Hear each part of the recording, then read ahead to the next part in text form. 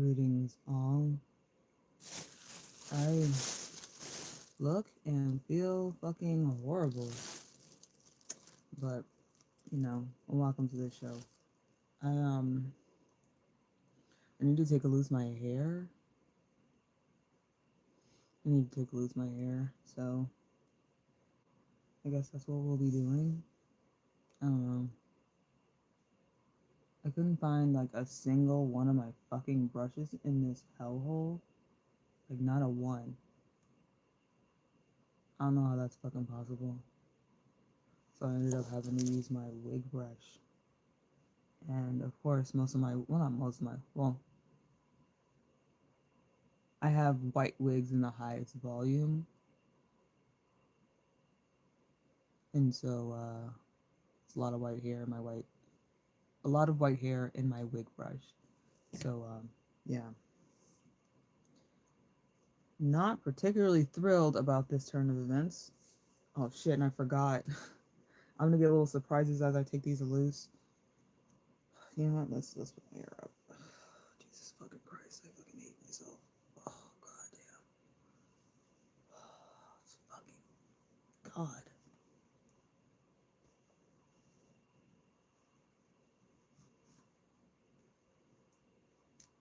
Oh, the bunny up. You see? Fuck. That's like 85% of the point of having this is to see the fucking bunny.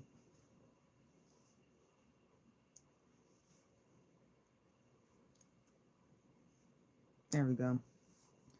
But yeah, as I unbraid these, because I did cut them. Hey, who the fuck you are? I'm taking down my hair. But I know as I unbraid these, I'm gonna have, see how this shit is hanging right here? That's because when I was braiding it, I added hair as I went, and so I'm gonna run into that as I take these loose, which is, bonus points. Yeah, this shit's just gonna start falling out. I'm gonna keep this in my lap.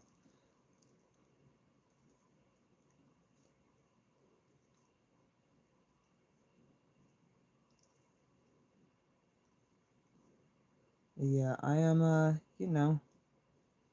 chilling in my room, feeling kind of fucking awful. Look how dirty my hair is, y'all. Oh my fucking god. I'm a disgusting individual. Oh, Jesus. No, it's a thing that happens. It's not like unheard of to have this much dirt in your hair after having braids in for like 2-3 months.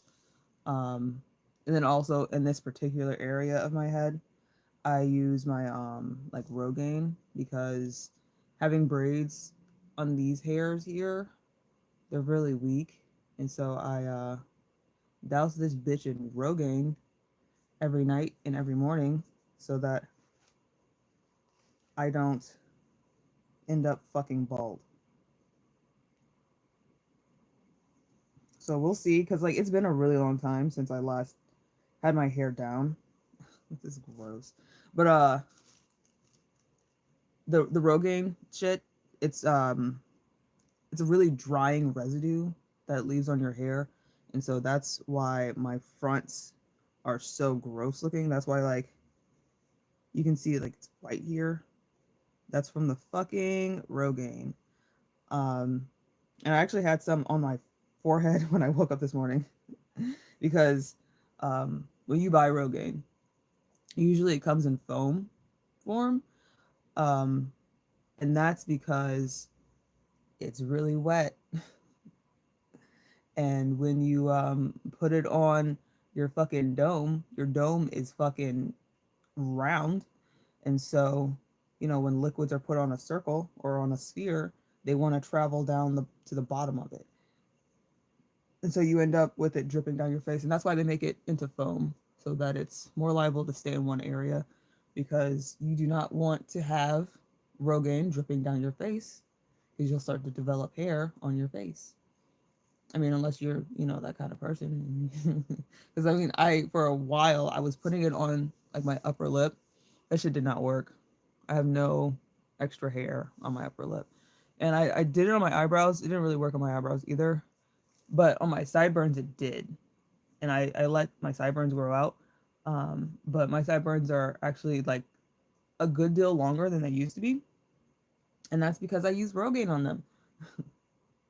And so that is not a pro tip, but it's something that you can do if you're a person that wants to have more hair where you don't have hair, regardless of like your gender or gender identity. Um, I'm a nigga that wants more hair, and the shit didn't fucking work, but I tried. I tried. Can't say I didn't fucking try. Oh god, this is gonna be really annoying. Having these like just random hairs come out like this. That's not gonna be fun.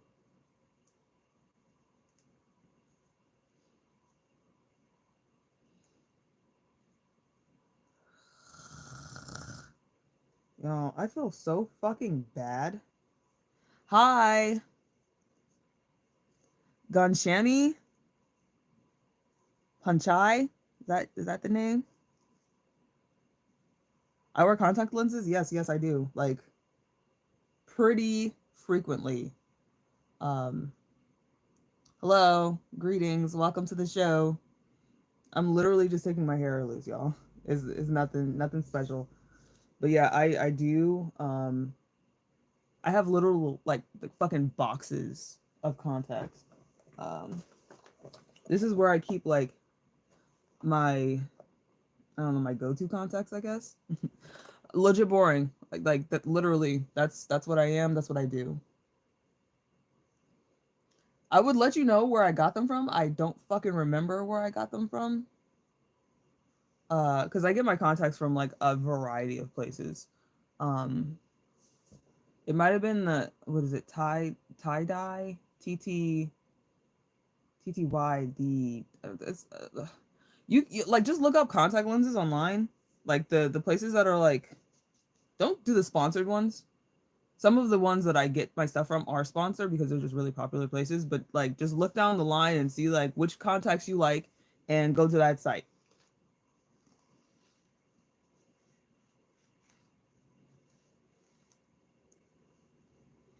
What is my subculture? Like I'm not sure what you mean by subculture. Like not my ethnicity. Like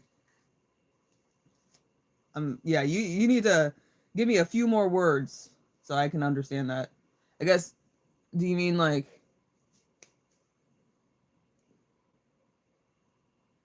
socially speaking? What culture? Oh, industrial goth. Okay, yeah, yeah, yeah, yeah. I would say that I am alternative. Like growing up, I like was super goth kid. Like not mall goth. I was a metalhead as a kid. Um, but now I just say alternative because it's more comfortable. I don't want to paint myself into one look, I guess. I wear a lot of motherfucking black. I wear a lot of contacts like all the fucking time. Um, I'm a dark ass motherfucker, but I don't super dress dark like all the time anymore. But I do have my hair, kind of wild sometimes, I guess. I did listen to new metal as a kid. I did listen to Slipknot, Korn, System of a Down is my favorite group, like my favorite metal band. Um, I love them. That's fucking sad because they're never coming back. Our days are never coming back. Ugh.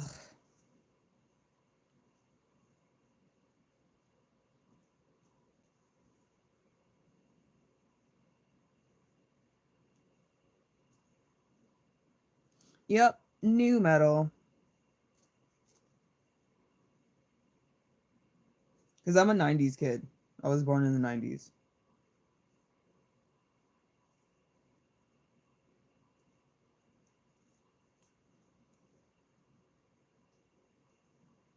What about you? What kind of what's your subculture? What are you into?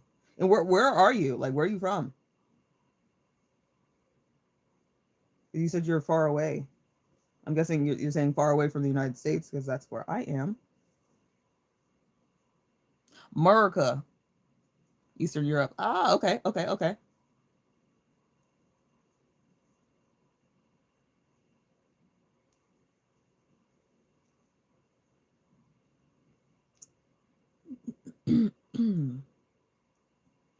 So what subculture you repping?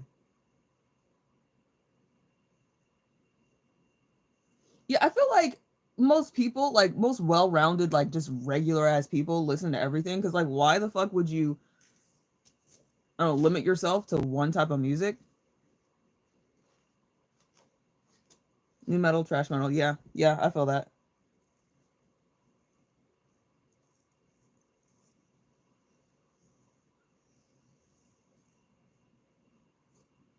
I also feel having no subculture, to be honest, because like it's the same as music. Why limit yourself to one way of being when you could literally just be vibing however you like? There are no fucking rules to how you can be and how you can dress and present yourself and express yourself.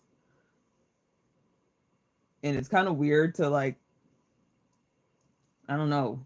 Especially I feel like it's a big thing with emo people that they feel like they need to be like emo 24/7 and they need to like there's rules to being emo and there's a lot of gatekeeping and I find that fucking odd. I find it fucking odd. Or like scene. I remember growing up and the kids in the like the scene kids were they were fucking weird.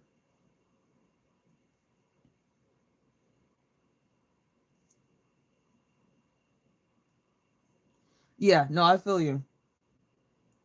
Yeah, enjoy the music and I mean like I because I'm a person that I'm not into people. I fucking hate people. I hate being around people. I hate talking to people. I hate most things that have to do with people, except for the things that people make, like music and food and all the things that I need in my everyday life. Uh, and so I get like not wanting to get into the culture, into the community. But well, not into the culture. I would say not being into the community, but being into the culture. That's what I'm trying to say. Like, cause I am definitely into the culture of like wearing all black and doing spooky shit. That's fun as fuck.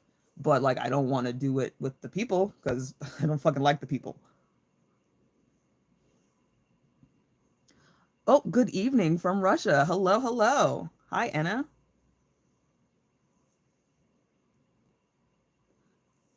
Yeah, no, I feel that. All about differentiation, individualism, and all that shit. Yeah.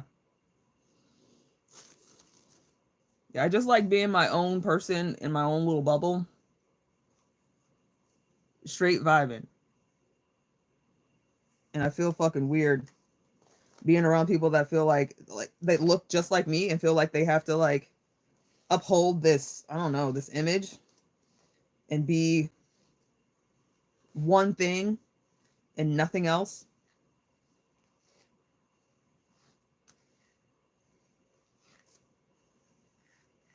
Oh, you like my schizoid videos? Yeah, I don't do a whole lot of them because I'm trying not necessarily not to be schizoid, but like I'm trying to allow people to become palatable to me because they're not going anywhere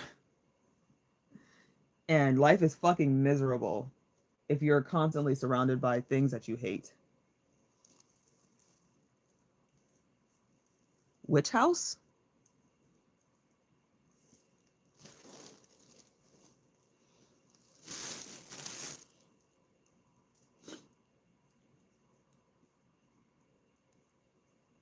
Yep. Anna, what kind of vibe are you on coming up in here? We're talking about music and stuff and like subculture and like community and stuff. Oh goddamn.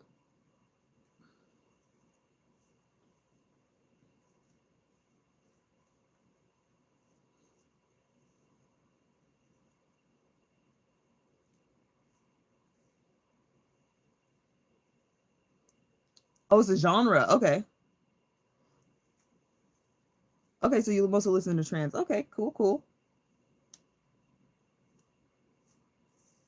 Do you have any like band suggestions, group suggestions, or artists that you like in particular?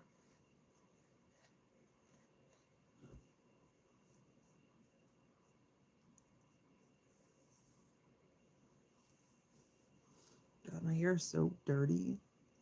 This is gross. I'm gross. Too old. You're never too old to like, especially goth culture. You're never too old.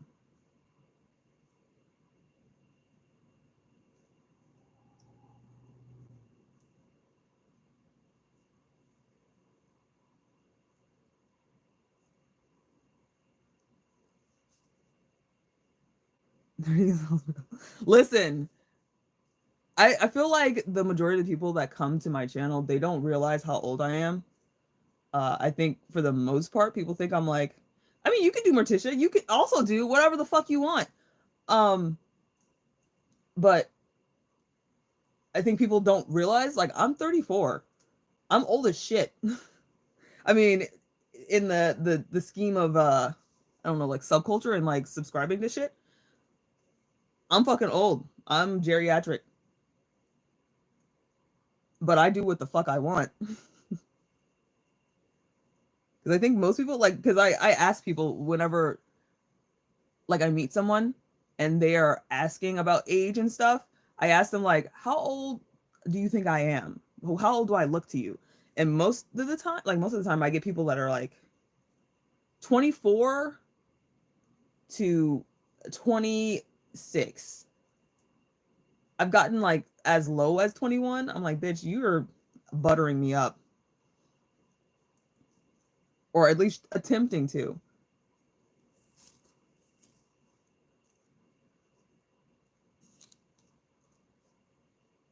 Listen to Downstate Morning Solvent. Okay.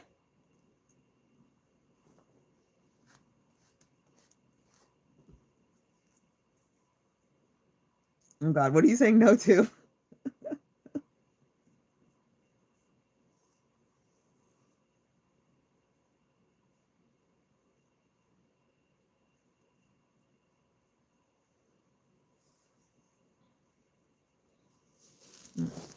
I have my tablet over here. I woke up at fucking 3 today, y'all, in the afternoon. Irresponsible. Ah, okay, I see what you're saying. So in Russia, it's a bit different. Will like people freak the fuck out if you're like over 30 and goth, or like over 30 and kind of like with you don't I mean you don't necessarily need to be within a subculture to like dress the way you want. Like is that a problem?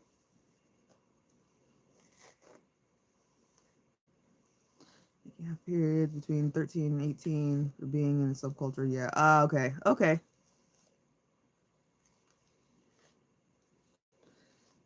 Damn. That's really I don't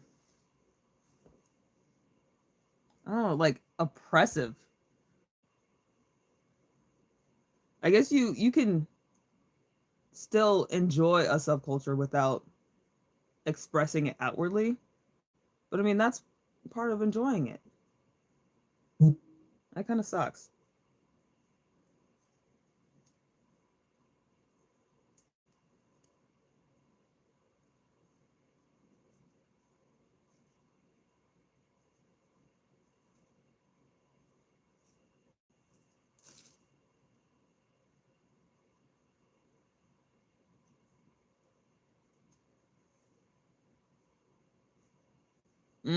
Okay. Yeah, no, that makes sense. The Soviet era people. Um, yeah, no, that makes sense. Where you have to like be a certain way. And I mean, once you're no longer a kid, you're no longer a kid. And self-expression is only for kids.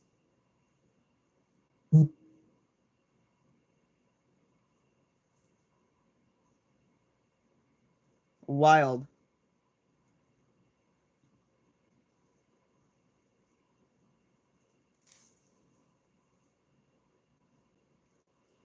Yeah, I kind of find that self-expression becomes more important as you age.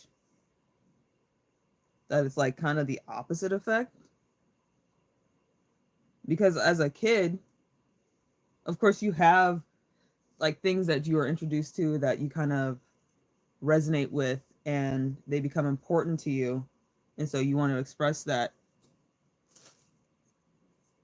I think for a kid it's very intense, but it's usually very one-dimensional. But as you get older, you become, I don't know, your expression becomes a lot deeper, and you have not just the way that a subculture or an expression resonates with you, but the meaning behind it, the memories that you have of, I don't know, how each individual piece of your identity is kind of attached to this form of expression.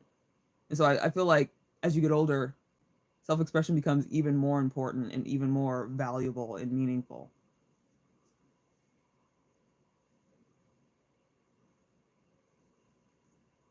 Damn, as soon as you're 18, time to work in the motherfucking factory.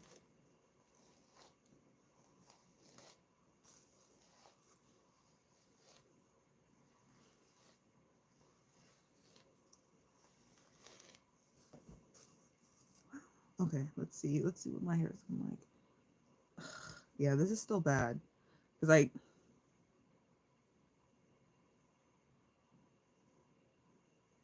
I have my parts in the same place, and you can tell I have my part in the middle.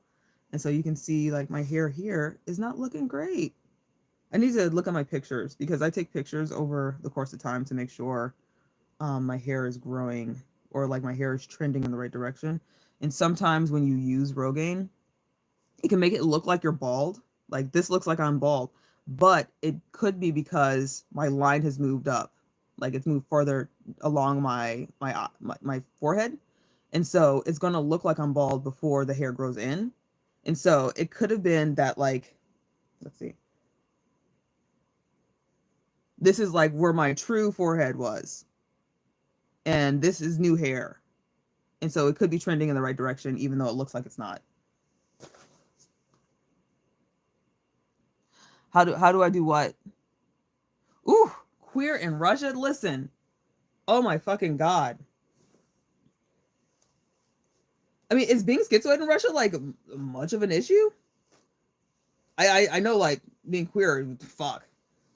Like, is there a lot of Well, I guess like it's similar like here where like you're kind of expected to be able to communicate with people and be good with people. Um, is it how does that work for you in Russia? Like being schizoid, is it uh, not much of an issue? Or is it even more of an issue because you're kind of expected to be able to be social?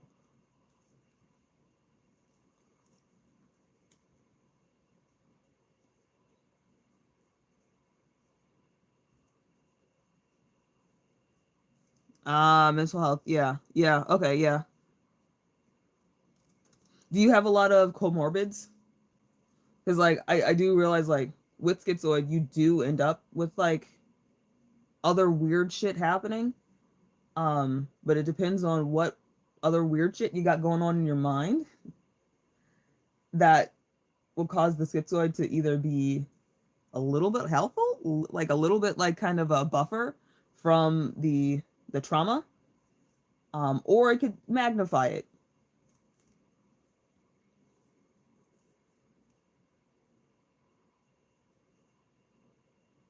And rooming channels on psychology, people are becoming. Oh shit! Oh shit! Nice. Well, that's good.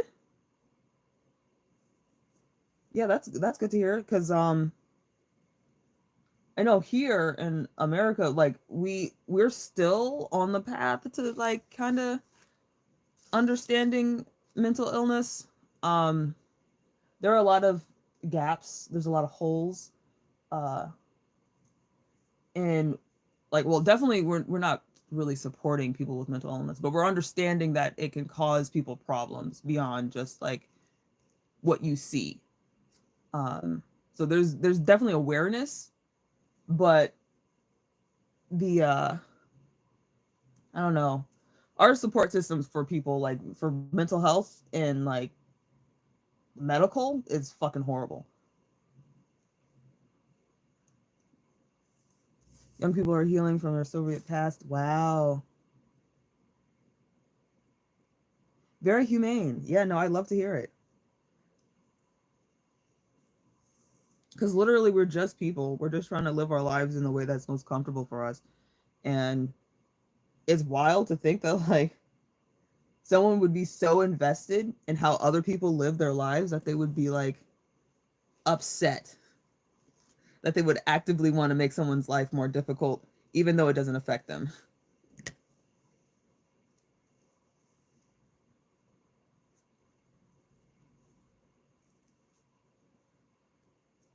But that's good to hear that the awareness is growing. Early stage of alcoholism. Woo. Well, alcoholism is not anything to sneeze at. It's not a little thing. Holy shit.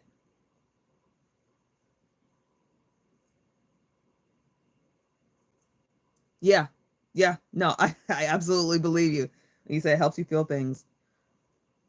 Yeah. Because I think a lot of people, um,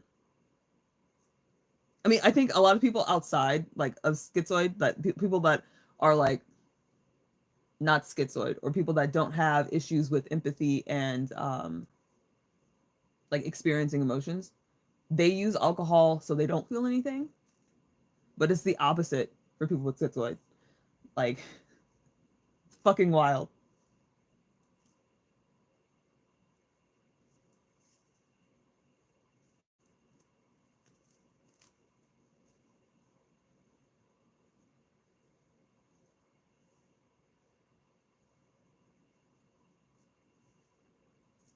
It's almost like being schizoid, it like takes all of your feelings and puts them behind a door and locks it. And substances can help to open that door and let things out.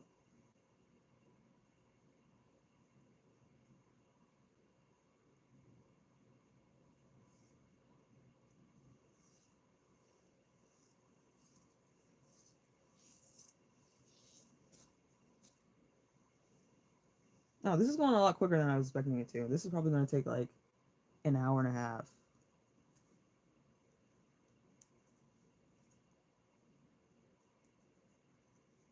You're actually very sensitive. The life around you is too much. Yeah, and you shut down completely. Yeah, yes, absolutely yes.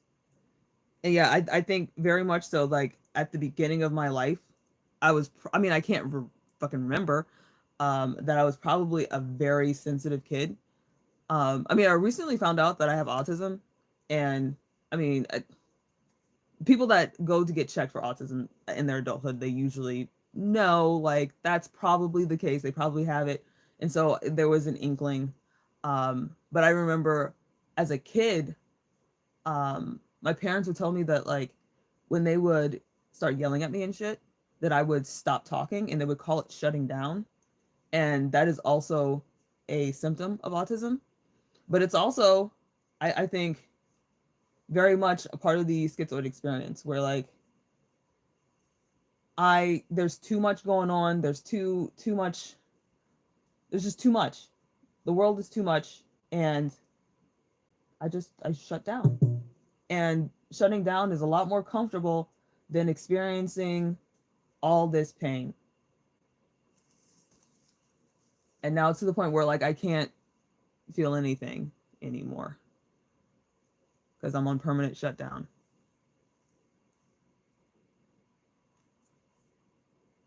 Yes, I agree. Yes. Because there's so what am I trying to say? Because we're so divorced from feeling, we are extremely sensitive to the things that do like give us like even like a little bit of like I don't know, like scratches that itch. And so I think like schizoids they tend to have like really fucking good taste in really any and all forms of expression in art. because we're extremely sensitive to that kind of shit. He said, I'm normal. I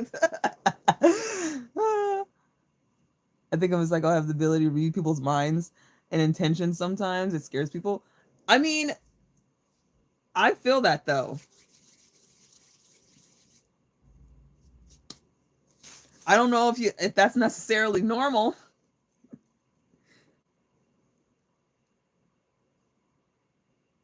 You put a couple people in jail? Holy shit.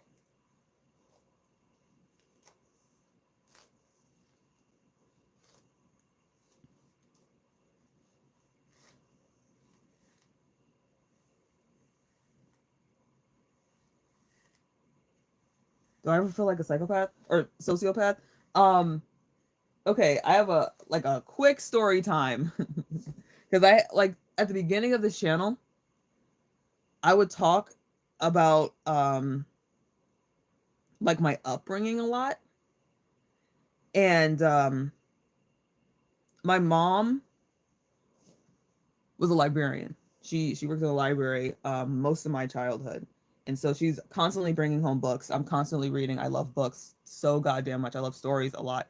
Um, I would say no, I'm not a sociopath, but throughout the entirety of my childhood, my mom treated me like one. She treated me like I needed to be programmed because I didn't know how to act around people. And that's probably because I was literally autistic. But my brother was also autistic, and he was autistic in a different way. And so, I mean, like, the difference between like males and females with autism, it's a humongous difference. Um, and that's why so many women are not diagnosed with autism, because they don't have like all the same issues as dudes will have, where like they don't talk until like they're 3 years old, like shit like that. It's a lot of masking. And so masking is often associated with being a fucking sociopath. And so my mom would actively teach me how to mask, like, a lot. And like, she called it, and like she this is why I mentioned her being a librarian. Oh wait, let's see. Show that. Show. Okay. I don't know why they. I'm looking at the one of your comments was hidden. Her mom was probably a narcissist, very passive aggressive woman. Yeah, no, she's not passive aggressive. She's actually just regular fucking aggressive. She would be fucking mean.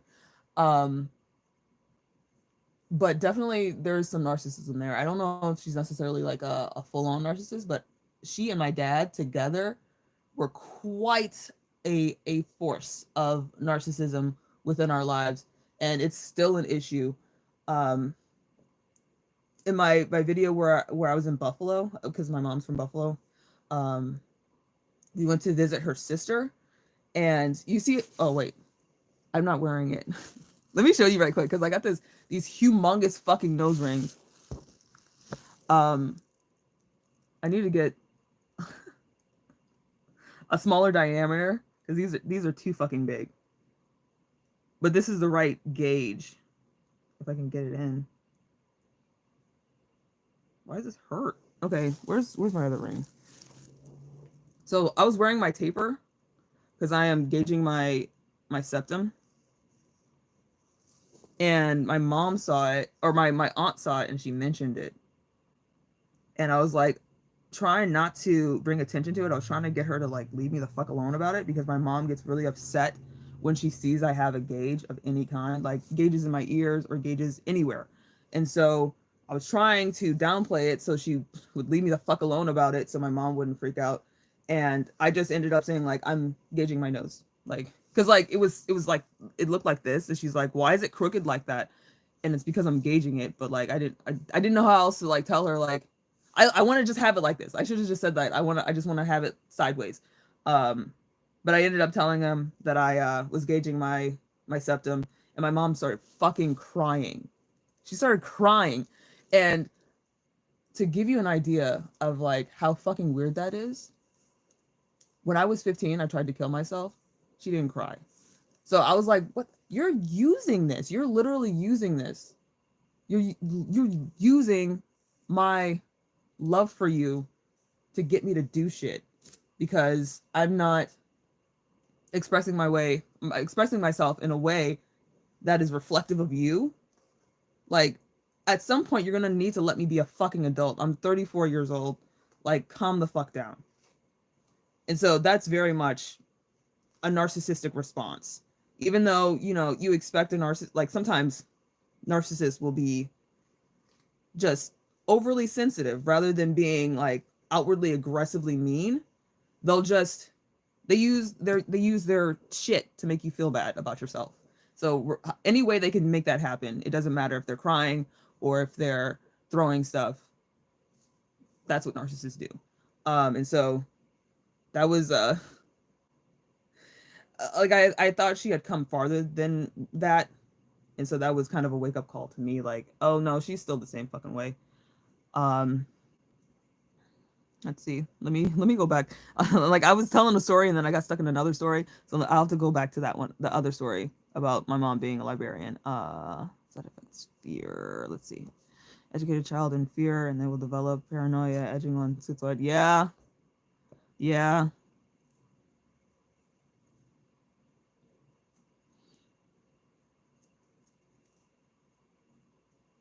They want you to be a piece of furniture around them. Yeah, yeah. I feel like a fixture in someone else's life, and that's fucking wild. I do, and I feel like I'm not a main character in my own life, and I've talked about that before, and how that can feel like both horrible and kind of a relief because being around my parents are like super perfectionists, and kind of um, conditioned me into that. And so I optimize their perfectionism. And so I'm like a million times worse than anything they've ever said to me. I say way worse shit to myself. Um, but in feeling like I have to be perfect all the fucking time, being not a main character makes me feel a little less like I have to be perfect. But then I also feel like I don't matter. And so it's kind of just a vicious cycle.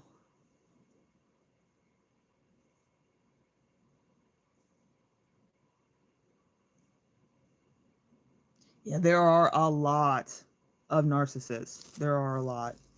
And it's really unfortunate because a lot of narcissists weren't narcissists until they met one. And that's it's sad. I mean, of course, there's people that are a narcissist just because that's the way they are. But I think a lot of them were made that way. Like, not like came out that way, but like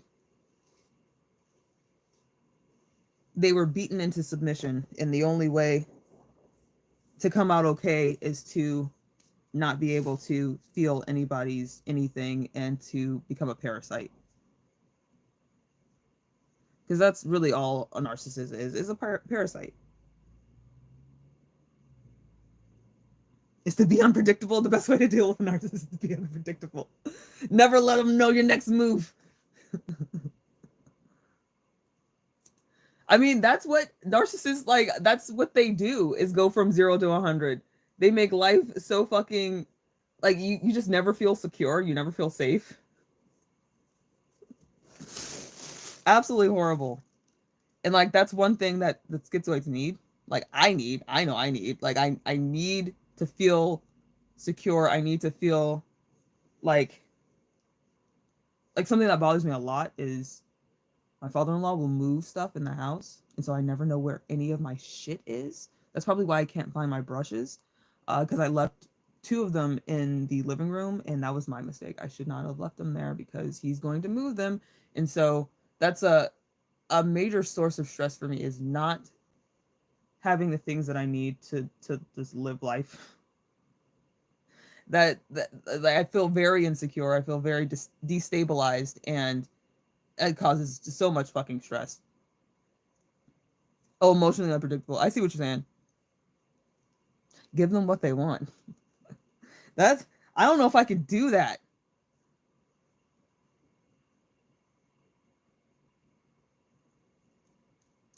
Yeah, I mean the worst enemy of a narcissist is definitely an empath, but also vice versa.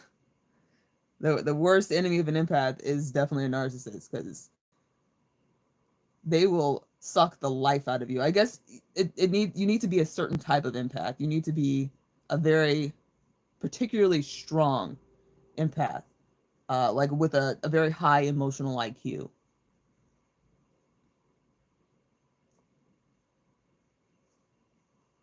But let me go back to what I was saying about feeling like a sociopath.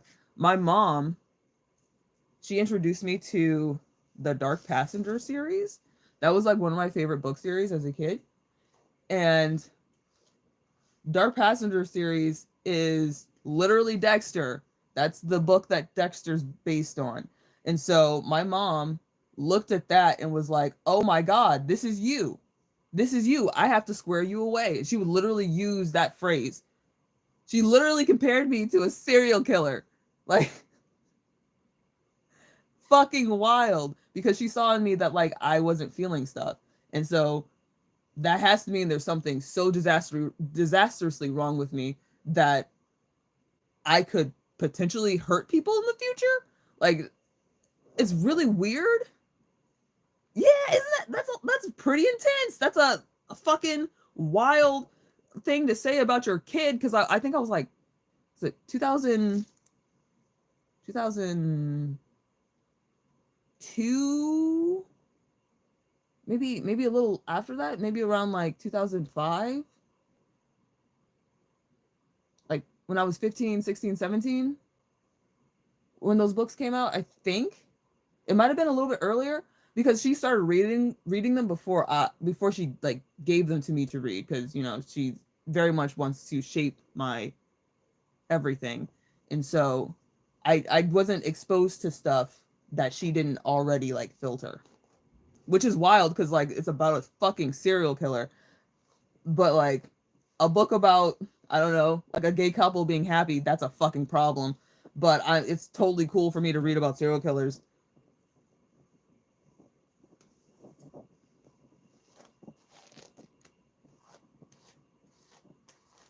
But yeah, growing up, I definitely did have like uh I don't know, like a not a violent streak, but like I was very desensitized to violence.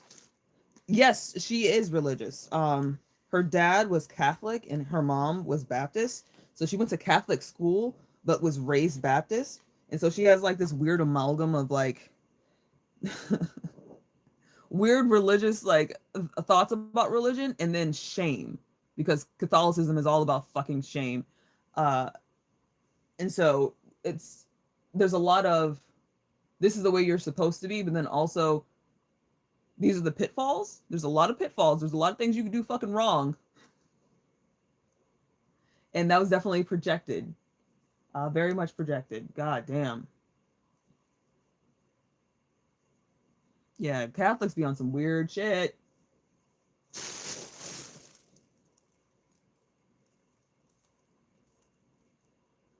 And then my dad was Jehovah's Witness, which fucking God. That I feel like that's worse than Catholicism, to be honest. Jehovah's Witnesses are terrifying. Oh my fucking God. And my dad, he didn't become one. Like they give you a chance when you're like, I don't know, a teenager to not join. If he didn't, which I'm very glad of. But he's still rather religious, but not as religious as my mom. My mom is extremely religious. Well, not extremely. Like for a secular person, she's religious. Where she does mention God in like just regular everyday conversation, while my dad doesn't.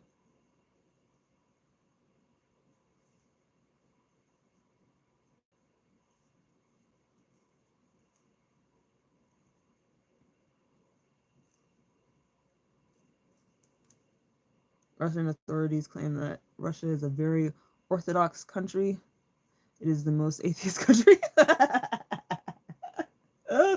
Yeah, that's like that's the thought that I got like from seeing like just Russia in media. There's a lot of atheists there, and like not just atheists that are like, I'm a person that doesn't believe in God, but like almost like a religion, like very based in like philosophy and um like thoughts. Like there's a lot of thought being put into their atheism rather than just like, I don't want to deal with religion, generally speaking. It's like, no, this is my religion. Science is my religion.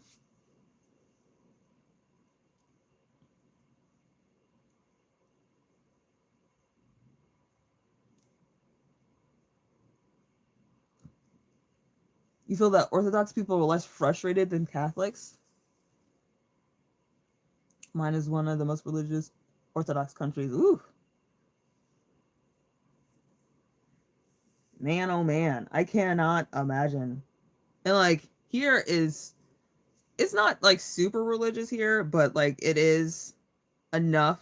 It's injected into enough of like everything that it is uncomfortable. Like it's fucking weird. In class, you stand up to say the Pledge of Allegiance. That's fucking odd. And my dad told us as kids not to do it, and so I never did it. And then as I got older, I was like, yeah, no, this feels right. Yeah, no, I shouldn't be standing for this shit.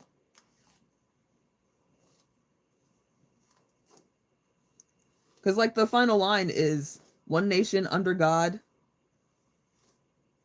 indivisible, with liberty and justice for all. That's not fucking true.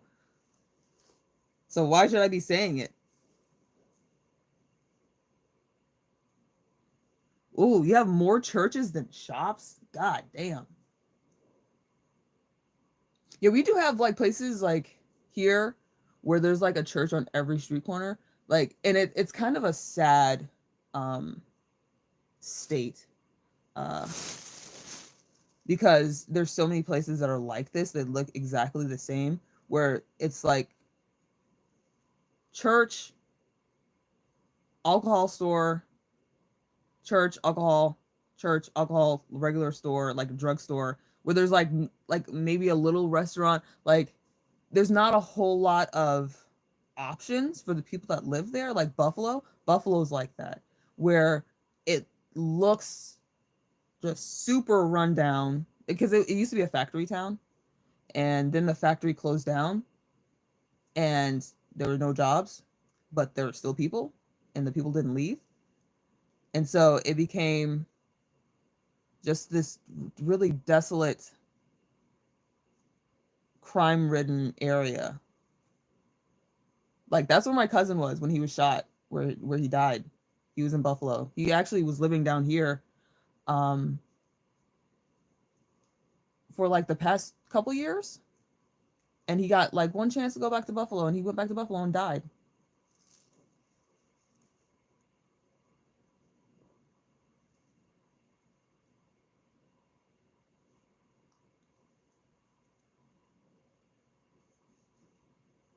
Uh in Russia, religious organizations are about money, selling stuff, and not paying taxes. Yeah, no, we got those too. We got like a lot of mega churches, like the real big churches, and the higher ups there, I guess you would say, like the ministers, the pastors, the preachers there, they're insanely rich, like millionaires.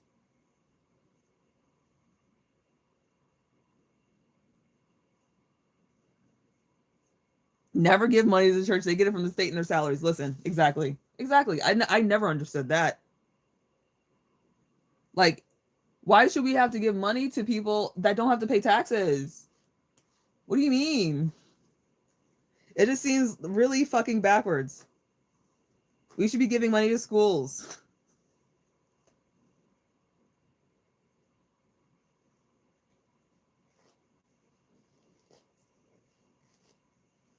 That is so sad. Because it's just taking advantage of people.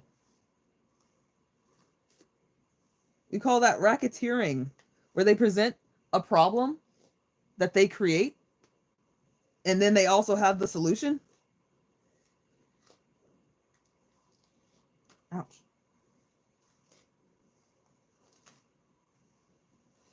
Oh, you're from Romania. Yeah, I definitely believe you on the church thing then. Damn.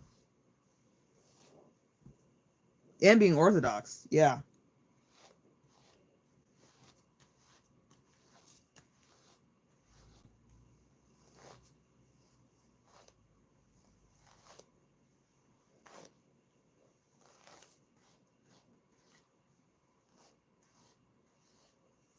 My hair has not grown that much. It's not that long.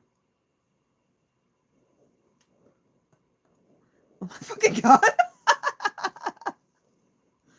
Uh, that is like one cool thing about black hair is that like it is so malleable. It is very it's sometimes can be hard to work with, but it can do so many things.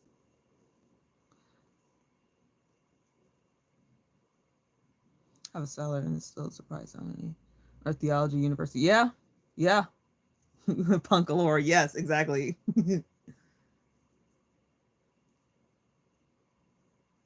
Yeah, it is really interesting to see how many people like we have a organization that's what is it called? Christian scientists, like something of Christian scientists, and I'm like, how does that work? Because y'all don't think that the world existed for millions of years, right? Or do you? Like, how long do you think mankind existed? Did dinosaurs exist for y'all? Like, how does that work? Christian scientists, yes, yeah. I don't. I think they're based in Florida, or maybe like the last story I heard about them was in Florida. But yeah, there's an organization for Christian scientists in the United States, and it seems like an oxymoron.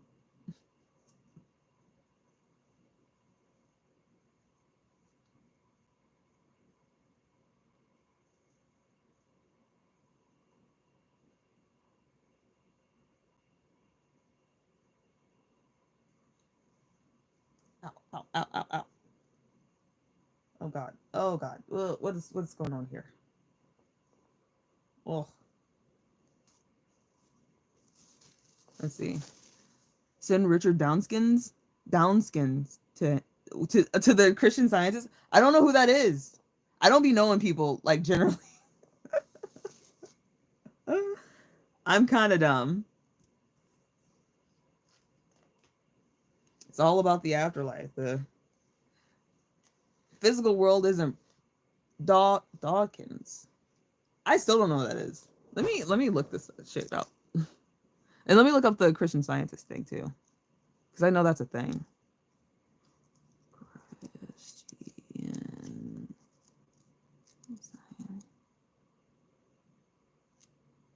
Christian Science Church. Ooh. How does that work? Church of Christ Scientists.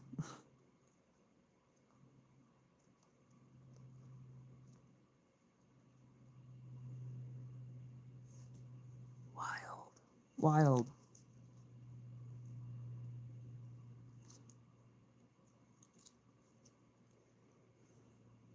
Let's see.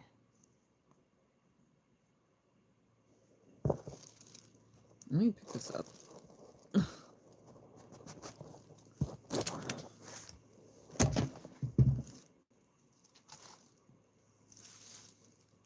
Let's see.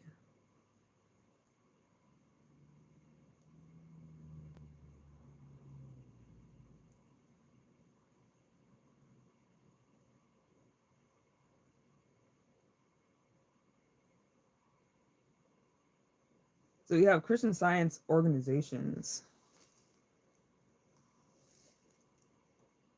And like I could understand like because you're probably introduced to Christianity before you were introduced to science and you don't want to let go of that, but you resonate with science a whole fucking lot, so you get into it. Um but holy shit, I don't you can't square the two.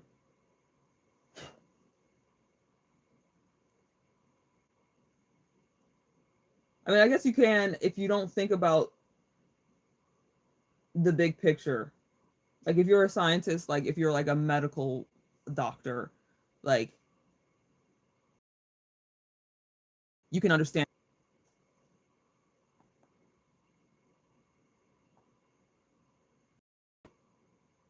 I was trying to find like a particular organization. This is like a site that's like all Christian organizations, but I was looking for like there's one that's like a particular one that's like the umbrella for everybody. But let me look up this dude, Richard Dawkins.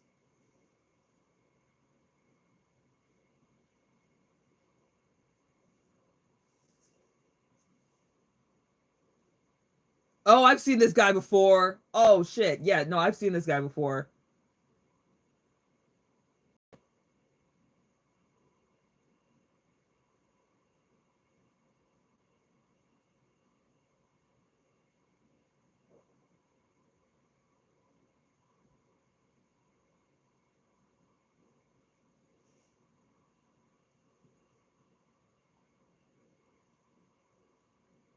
Yeah, I've definitely seen him before. Ah, my eye.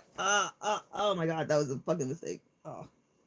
I have like oils and stuff on my hand and I scratched my eye. Where's my it burns. Fuck. And it's only getting worse.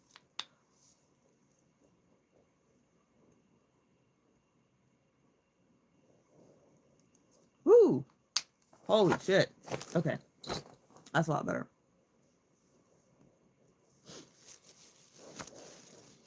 But yeah, I want to say that this dude, they made a character like him on South Park.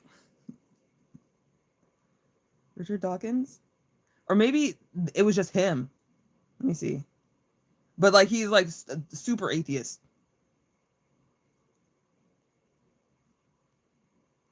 Yeah, they did. They sure did.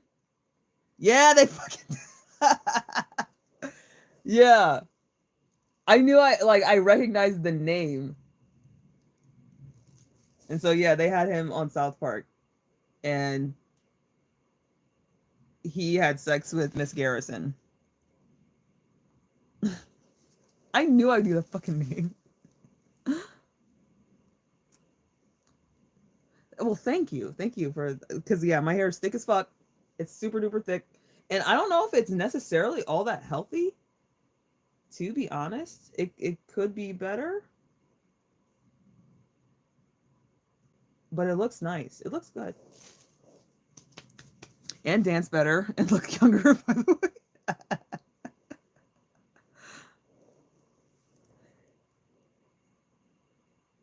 Yeah, black people are pretty goddamn amazing, I will say. Pretty resilient people. I'm proud to be one. Because we're really good at taking absolute shit and polishing that shit up and making it look like a diamond. And there is a lot of power in that.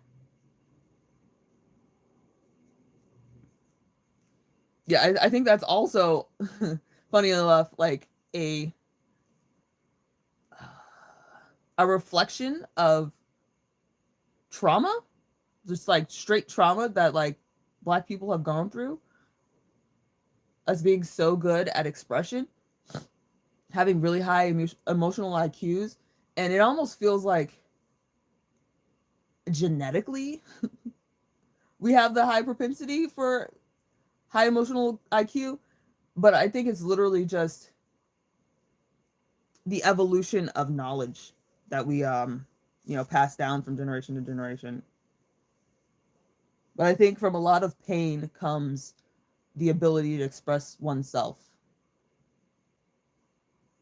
And I really hate when people say, what doesn't kill you makes you stronger, because it kind of implies that the only thing that can make you grow as a person is pain, is being hurt, is suffering. But you can choose to grow regardless of what you're going through.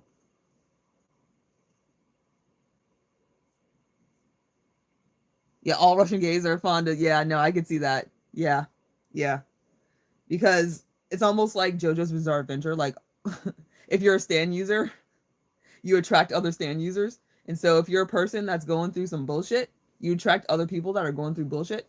And I would suspect that Russian gays are probably going through just as much bullshit as black people now, because they are literally killing y'all.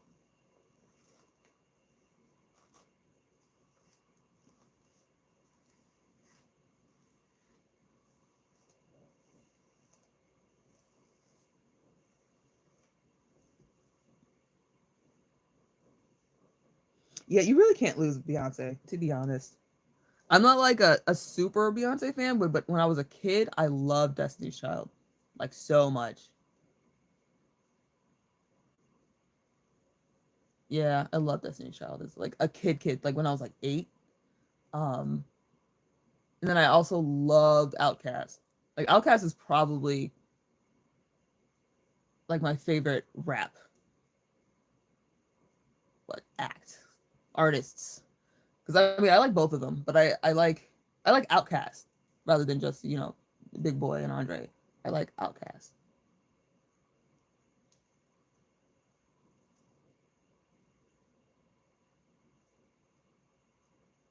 I listened to a lot of Outkast as a kid. I love them. My first album was Stankonia. That's probably still my favorite. It's a really good one.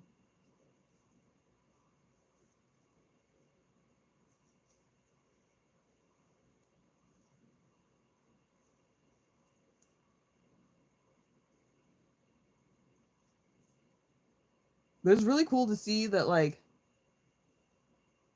black music has expanded so much, because as a kid I remember being called like an Oreo. That's what they call a black kid that wants to be a white kid.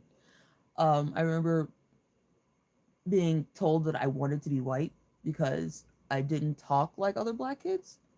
And I mean, it would bother me because it's very othering. But then I realized like no matter what you say about me, I'm still black. Like that's still like I'm still black.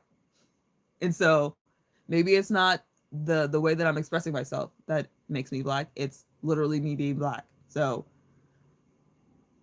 yeah, I still, was othered by white kids. So it couldn't be just the way that I'm expressing myself that makes me white, because it doesn't. I'm just a different type of black person. Yeah, Halo's a good song. Yeah, I tend to agree that like we're definitely more in tune with emotions and I don't know, the exploration of self. And of course there's plenty of people that like outside of our community that are also, and then there's plenty of people within our community that don't know shit about themselves. But we definitely encourage a lot of self exploration, um, and self discovery. But we're also extremely homophobic, extremely transphobic. Anything that's outside of what is considered black is a fucking problem.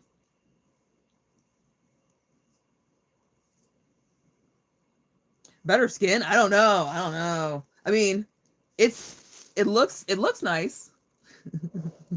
Like a lot of black people's skin looks really like a lot of black people that I know have really nice complexions. I personally I have a lot of issues because I have HS, which is I don't know, because it's an autoimmune disorder, it's like everything about me is fucked up a little bit. Like my digestion is just a little fucked up. My eyeballs are just a little fucked up. My mouth, like the inside of my mouth, like I have dry mouth all the fucking time, and I think it's the product of some kind of autoimmune something. Um, but My skin tends to be mostly good, or tries to be good, and I mean, I actually do. I think that's also that we are. Um, you'll never go to a black person's house and not see lotion, because we hold being moisturized in very high esteem. HS is hidradenitis suppurativa. It's an autoimmune disorder that causes boils. I get boils in my armpit mostly, but you can get them in your bikini line. You can get them anywhere you have hair. There's people that get them like on their face. I get them on my face, not super often, but if I'm really stressed out, really sick, I'll get like a boil on my face, and it's bad because they cause scars. Um, I had one here, and like it, you can't really tell where it was, or is it here? Oh no, it was here. Yeah, you can tell where it was. There's like a little line from where it was. Um, Boils cause scars, like unilaterally. My armpit looks like a vagina. If, if you've ever watched any of the videos where like I do show y'all my armpits. Um, this armpit's fine. Well, I have one boil here, or I had one here, and it's like hardened and it just never went away. But this armpit looks like a vagina, straight up, like a dry ass vagina. And I actually had a flare up that has calmed down. Yesterday it was hurting real bad, and I don't know what was up with it, because once I've like popped a boil and like drained it, it usually within the next day is fine, but it was like 2 3 days where it was still hurting like a lot. Sounds like a weed strain. It does. It does.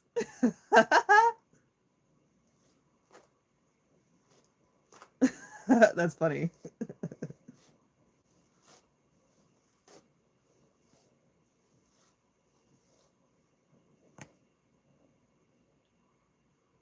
But yeah, for men it's a lot worse. Because they'll get them like for whatever reason, it happens more often in the bikini region, and it happens like it's bad. It's really bad. Because there's different stages. There's 3 stages. It's called the Hurley scale. Uh, and stage 1 is just like getting regular boils, and then 2 is they're reoccurring and they start to cause like sinus tracts, which is some of the most disturbing shit I've ever seen in my goddamn life. And I'm stage 2, and so like I have to look at this shit. And then stage 3, it looks like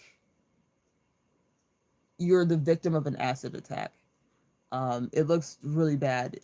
Like your skin is literally like melting. Um, and so like I joke about it, but like it can get real bad. And especially for men in the lower region. I don't know why in particular it's so bad for men. But there's a lot of dudes that end up just having to get everything, like literally getting their testicles removed, because it's so bad. And women get it more often, but men get it way worse. But yeah, I wouldn't wish that on anyone. Holy shit. Even my worst enemy. Like I could be petty, but I don't know if I want someone to suffer that much, because it's almost like cancer. It's almost like endometriosis, where like you have uh just scar tissue. What is the exact name? It's hidradenitis suppurativa. I can type it out. Let me see. Oh, sorry. Oh, how do I type? Can I not type? That seems.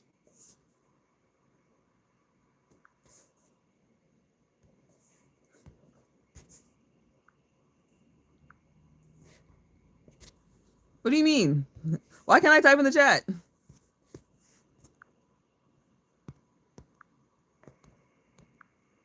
Yeah, there's no place for me to type. Let me hidradenitis.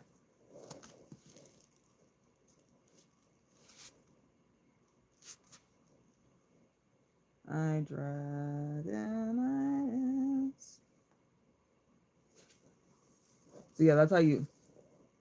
Okay. Do I have a mirror? Bitch.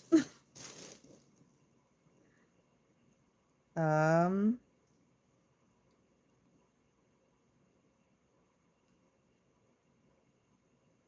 Select all. Copy. Mirror. Text generator. We're gonna figure this shit out.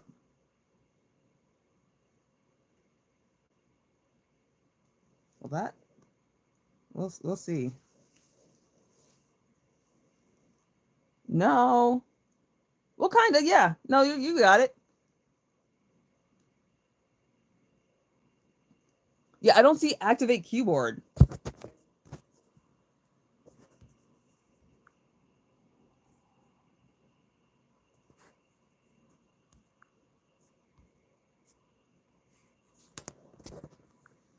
I can start a poll. I can change my filters. I've actually never talked in the chat before. Highlight. You can do a highlight. What is this? This is switching my camera. Yeah.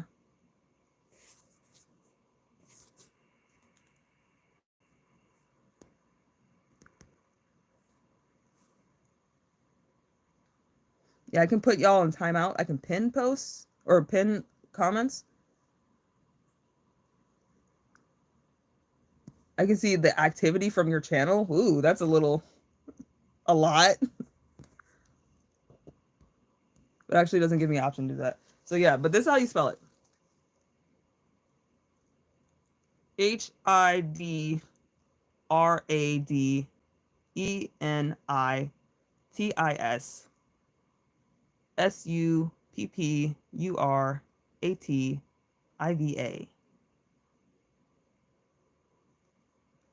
No, it's not super duper rare.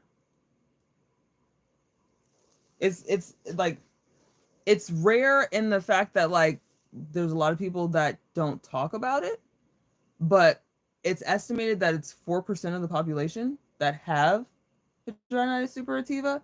But I think a lot of people think that it's something else, or they think it's them personally that they're like disgusting and they don't want to talk about it to the doctor. Um, and so it seems like it's kind of a disease that skates under the radar, but there's a lot more people that have it than um talk about it. Oh yeah, no, it's probably rare over there because it's more prevalent in people of color. And so I would suspect it's probably more people in Africa that might be plagued by it. Definitely United States. I've seen a few Asian people that have it. And I don't know what exactly it is about being a person of color that makes you more susceptible to it. But like the white guys that I've seen that have it, they have it bad. They have it bad, bad.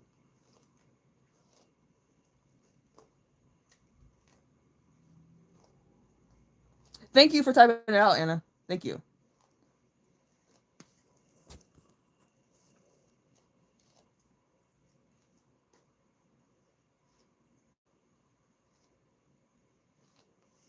But yeah, if you look it up, just be forewarned that some of the pictures can look pretty bad. It's not like the worst thing ever. It's not like fucking like syphilis teeth, but it's not great.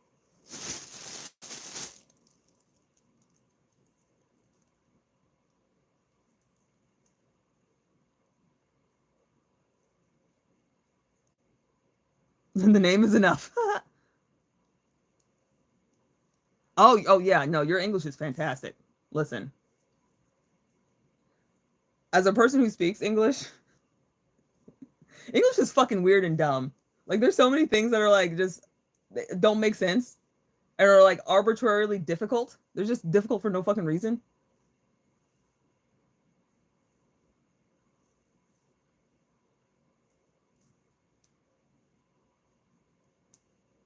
You can imagine from the name what it looks like. Yeah, in the earlier stages, it's not that bad. I mean, if you watch pimple popping videos, it kind of looks like that in the earliest stages, where it's just like boils. It's just like a big old pimple. Um, but as it progresses and it becomes like your skin becomes collagen, like it's more scar tissue than it is just regular skin, that's when you start to run into issues. And then as it like kind of burrows into your skin, into like soft tissue, that's when it becomes like kind of grotesque looking. Because eventually your skin just can't heal anymore. And you just have open wounds. In Russian, there are more ways to express emotions. Like, oh, really? Different emotional shades. I did not know that. Because Dig, his best friend, he's Russian. His family's Russian, and they were talking about saying "I love you." They're like, we don't say that shit.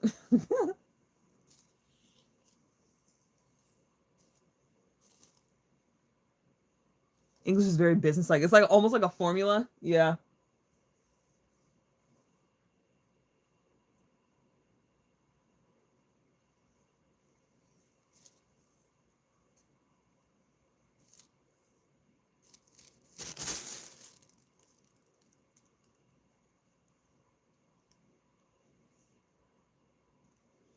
I said an hour and a half. It's definitely going to be like 2 hours. I lied because I still have maybe half of my hair left.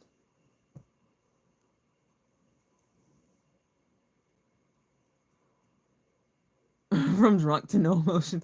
Damn.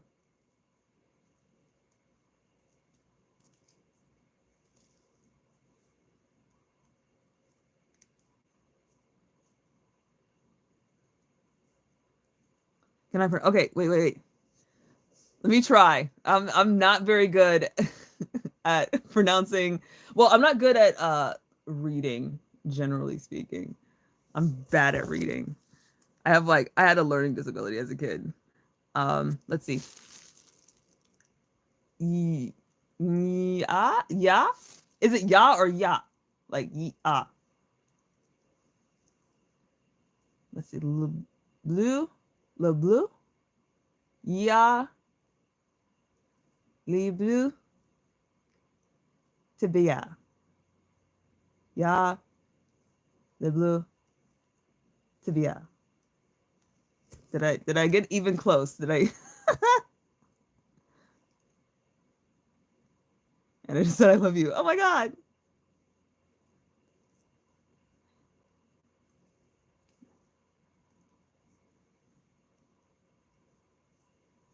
Oh, curses are a masterpiece. I could imagine.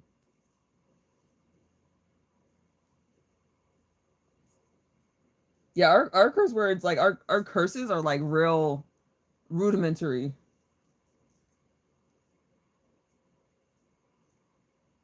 We're better with like black people making insults. We're fucking good at that. Oh my god. But like just straight up just curse words are not great. Or like things that you say to people to like be offensive. It's not all that creative. But like personalized insults, we're very good at that.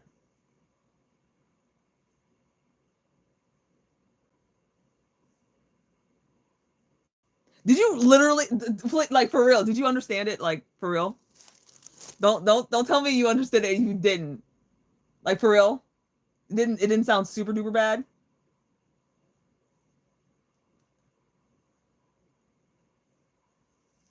I bet you can bully without insulting people.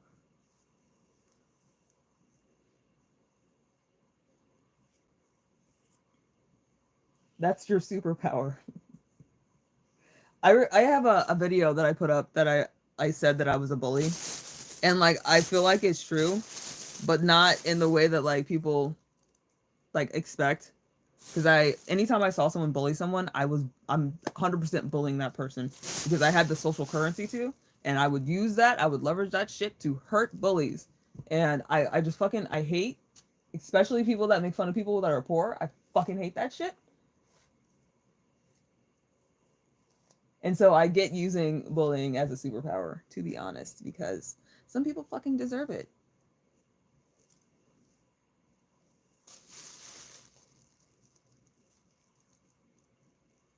Okay, okay.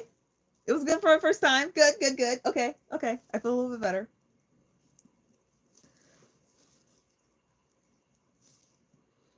Yeah, I like learning other languages, but I have a hard time sticking to it. Like in the United States, they teach us like when you go to middle school, you can choose either Spanish or French, and I think there's more French kids than there are Spanish kids in middle school. But you end up like in high school, like most people take Spanish because I mean Spanish is just more ubiquitous in the United States than French is.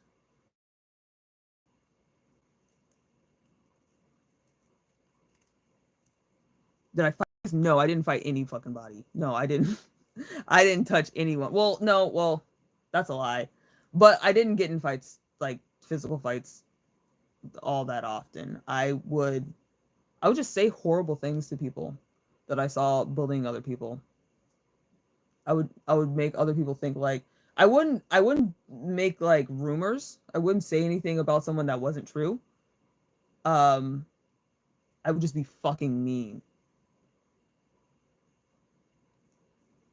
My favorite foreign language. My favorite one that to learn, like because I took a Japanese class in college. Japanese is fun as fuck. It's a really fun language to learn. Um and I really liked learning like writing it.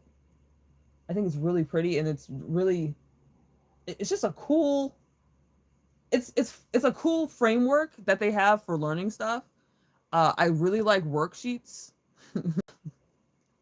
I know like a lot of people don't like having to do worksheets. They like because like a lot of language classes are moving towards being more conversation based, which like I get. It's important to be able to like because literally that's what you're learning it for is to have conversations. But I do like having worksheets. It's fun as fuck to me, and learning how to write Japanese was really really fun. Um, but like languages that I like to hear, I like hearing Arabic. That's a beautiful ass language. Um,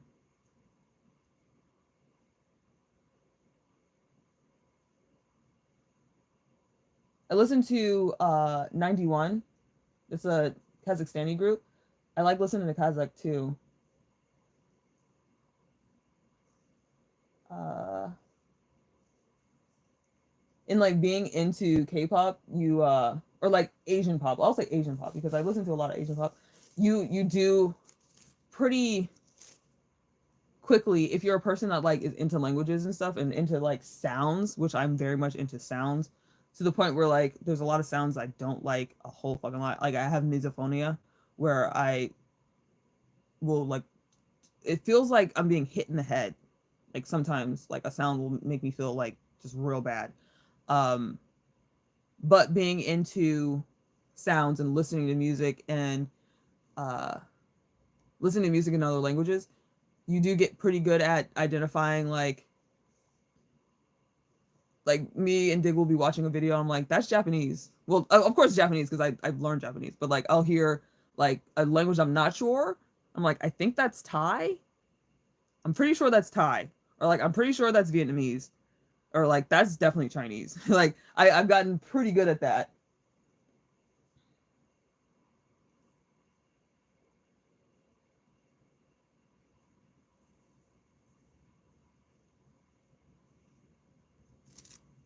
How about French? Yeah, I do like French. I think in middle school, like going to like being told like you have to pick between Spanish and French, there was kind of like a rivalry between the Spanish kids and the French kids, like in school. But French is actually a really cool language, especially um a lot of the expressions that we kind of take, like deja vu and like jamais vu. Jamais vu is like one of my favorite words, just generally speaking. I fucking love. And then also German. German like comes up with a lot of very like they have a lot of words for stuff that like are pretty ubiquitous experiences for like literally everyone. But in English we just don't have a word for it. Like I it's weird that we wouldn't just decide to like use it. Why not just use it?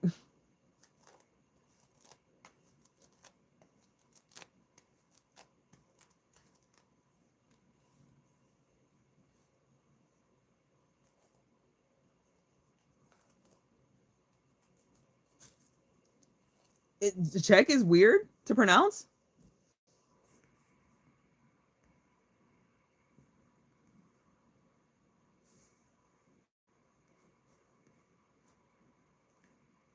Wow, wow, wow, wow. Okay, let me actually read these comments. Oh, you used to speak. Did you also like kind of lose it because you weren't using it, Anna? Like speaking French? Because that same. Because I got like in college they require you to take 3 language classes, and so I took up to Spanish 3, which is like pretty high up there, and I don't know shit. Like my Spanish is fucking horrible. Like I can understand it all right, but there's a lot that I lost. Like I can have a conversation with somebody.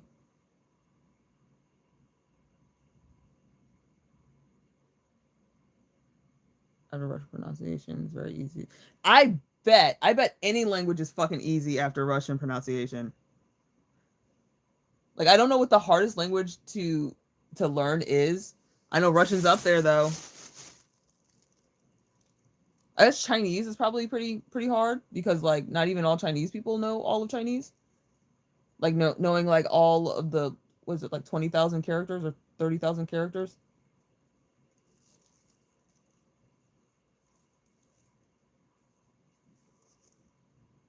What's my major? I went to school for nursing originally. Um I was very much into science as a kid.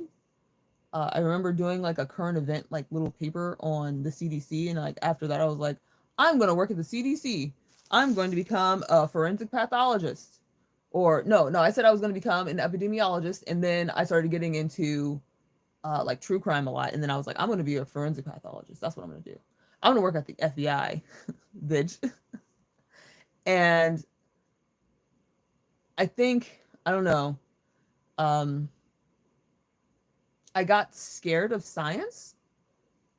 But this is also a time where like, because I've always loved like life sciences, like biology. I'm really good at biology. I never had to fucking study for biology like ever.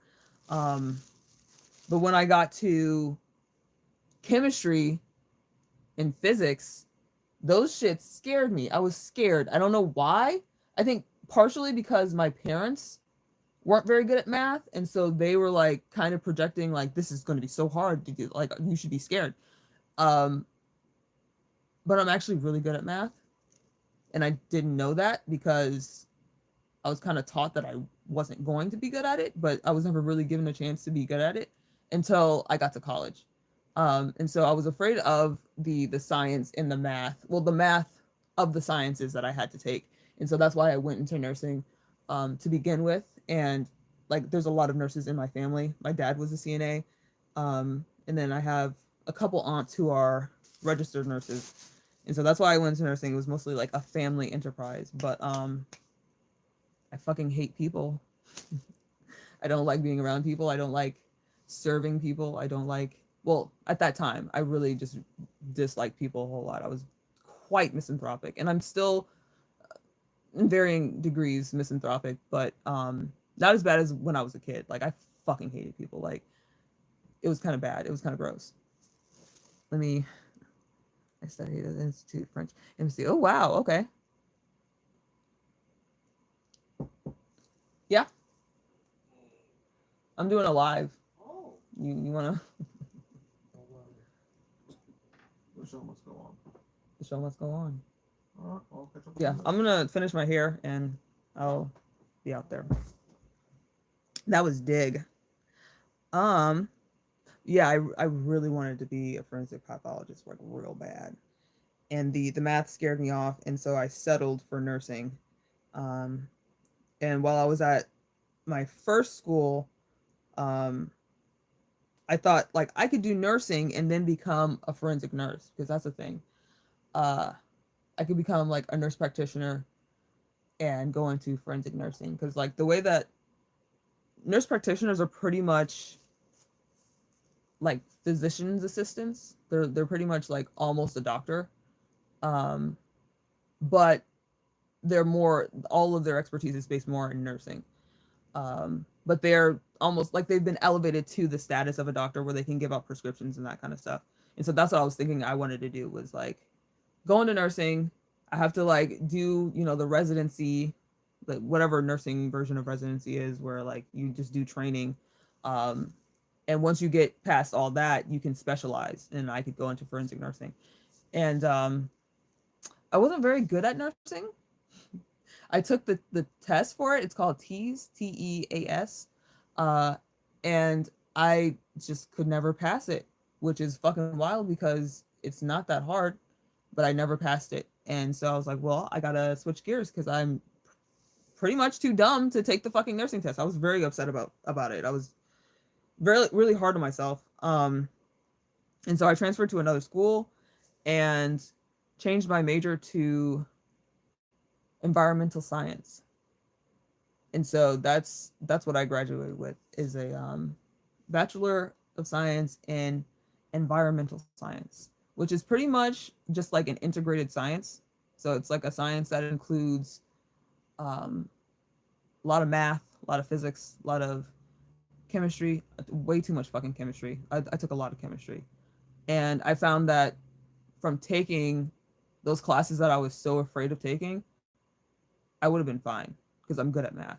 Like I'm actually like not super good at math, but I'm way better at math than I was expecting and better at math than probably a lot of my peers, a lot of my contemporaries.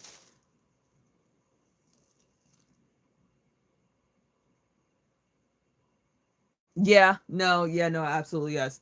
I am definitely aware of serial killers and stuff because like I said, my mom being a librarian, she I definitely was allowed access to content that I should not have had access to as a kid.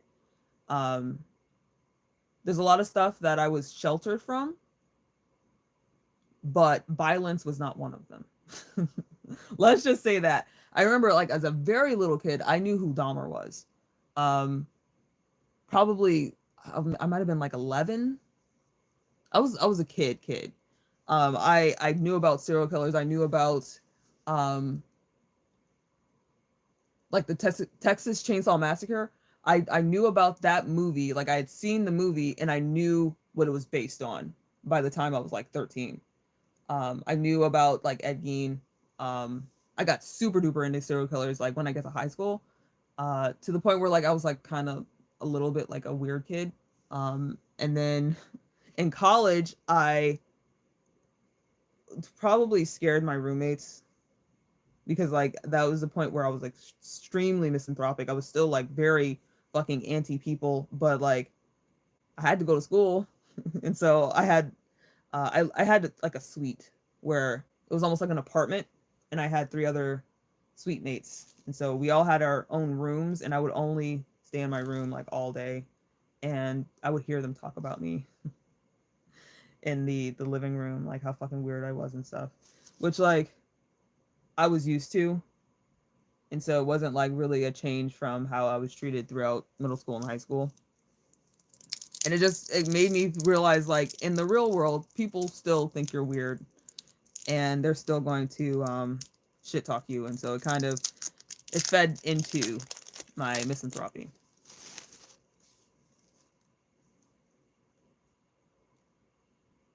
Yeah, they have like they had a movie on what was it, Amazon Prime, I want to say, about Dahmer.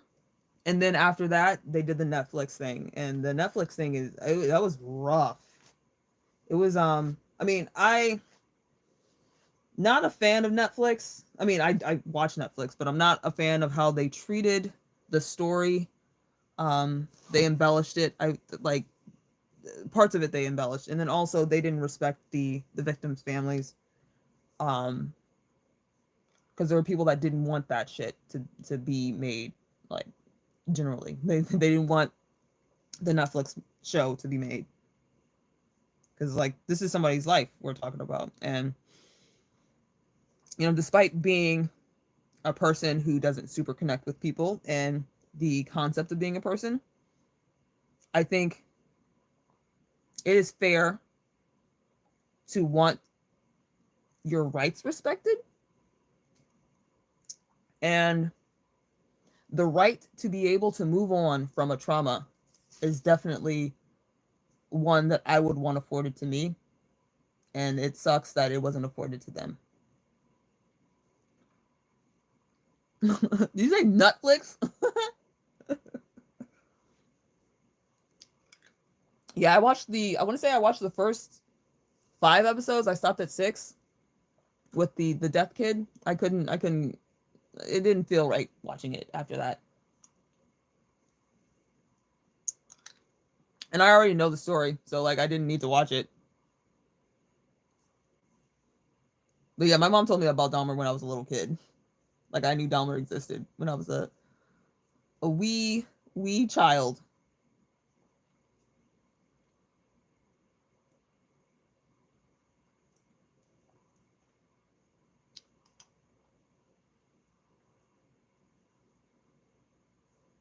And I remember I had was it Zanga?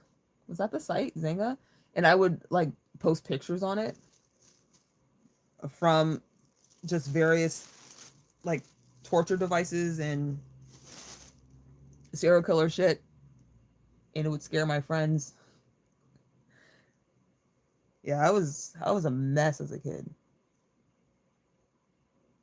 A wee misanthrope. Yeah, definitely the Netflix show was definitely romanticized. Um,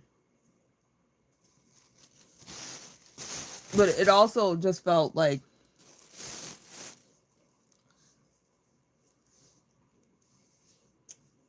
I think they handled it a lot better than a lot of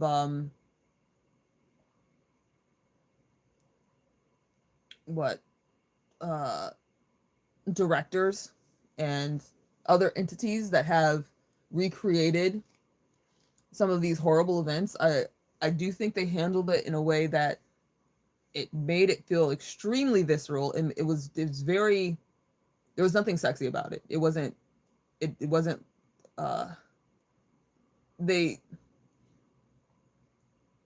they portrayed the horror in a way that felt horrible. And I will give them that they didn't make it seem like there was anything good about this. But I think in that, in portraying it in the way that it is, it's painful for people, especially the people that have like connections to it.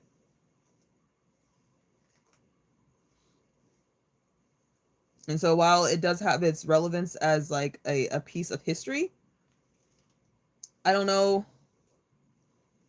if it hurts the people that are connected to it. I don't know how good we can look upon it right now. Like maybe in the future, we can look at it more like academically, but it that I don't think it's right to continue to make something when the family of the victim is like, we don't want you to do this.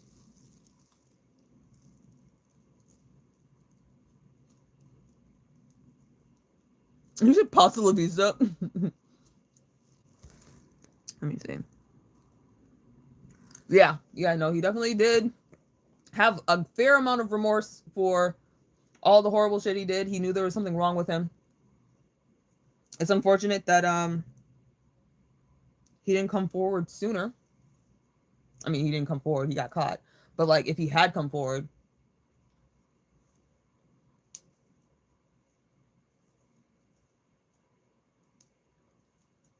yeah, that was an interesting thing.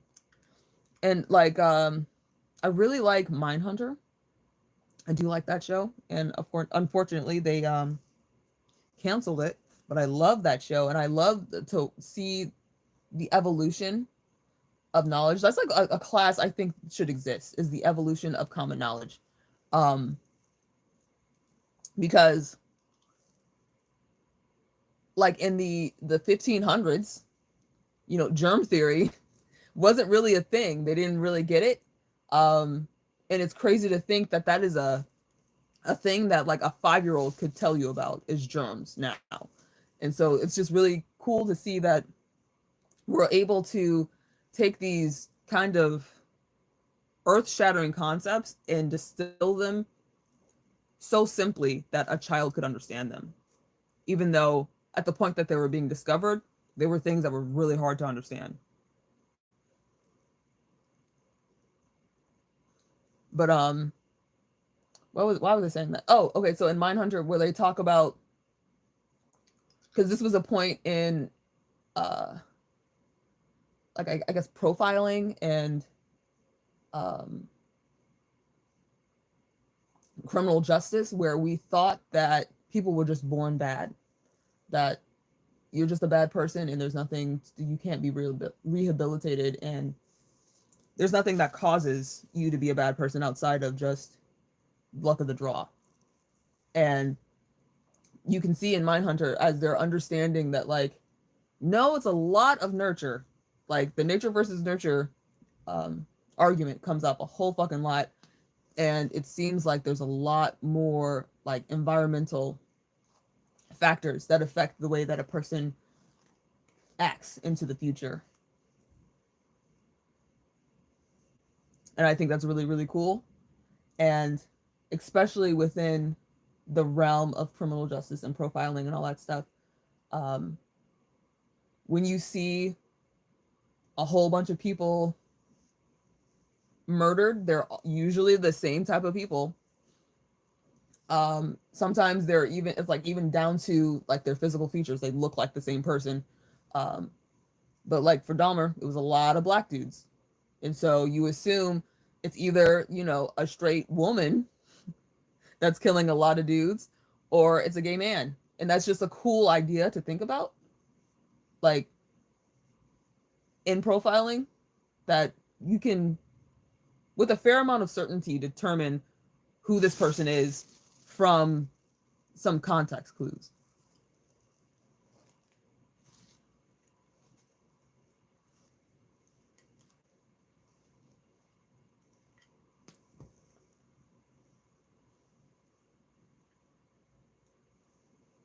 And then I also like what is the other show? With the profilers, like Wheels Up. What the fuck is that show called? Y'all know what it's called. Fuck. I watch it like super often. It's like it's kind of like my going to sleep show. It's kind of not trash, but it's almost like, you know, eating gummy worms for dinner. What the fuck is that show called?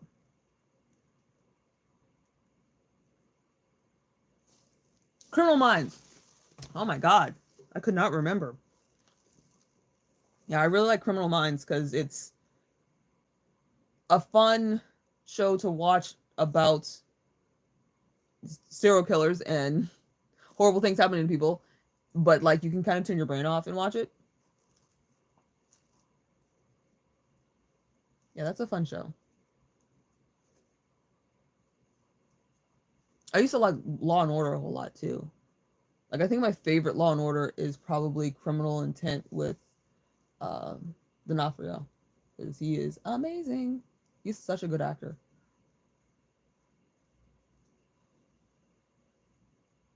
And the Cell, him in the Cell, bitch. If you okay, listen. If you don't watch any movie that I recommend, watch The Cell. The Cell is so fucking good. It's such a beautiful movie.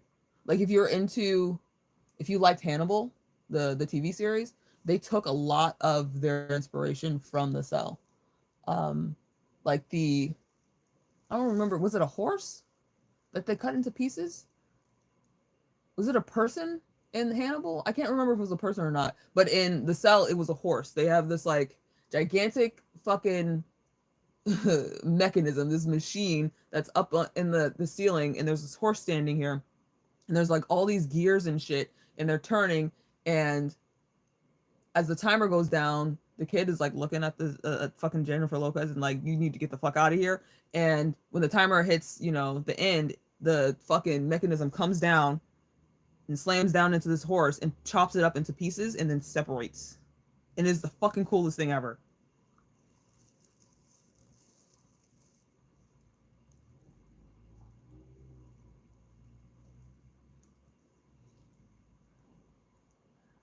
There's some very funny show about divorce courts. Oh my god, divorce court is great. That's literally what it's called. This is called divorce court. That show is so funny. Because like you can tell that the majority of the people that come on there is like actors. But it's a really fun show. Especially if you're just chilling and you just want to watch something that's like, it seems like it's kind of a little bit real, like almost like reality TV. And Divorce Court might be one of those shows that has more real people than actors, but like there's a lot of court TV shows that we have that are like not real here. And like I kind of prefer that to having like real people come on. But it seems like Divorce Court is actually kind of real, which is sad because like this is kind of the worst times of someone's life that we're just kind of watching.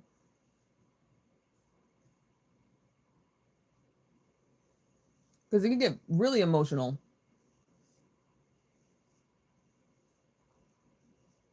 That's how you learned English?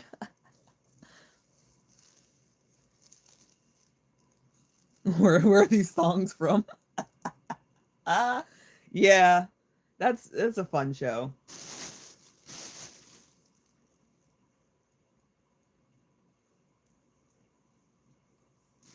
Yeah, and some of the dudes on there will be like super dumb, and then some of the women on there will be like incredibly trifling.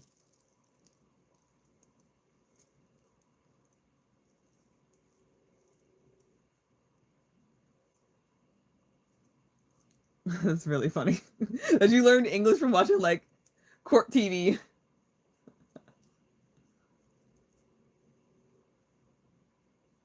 But that's definitely conversational English that you're learning there. So, not a bad idea.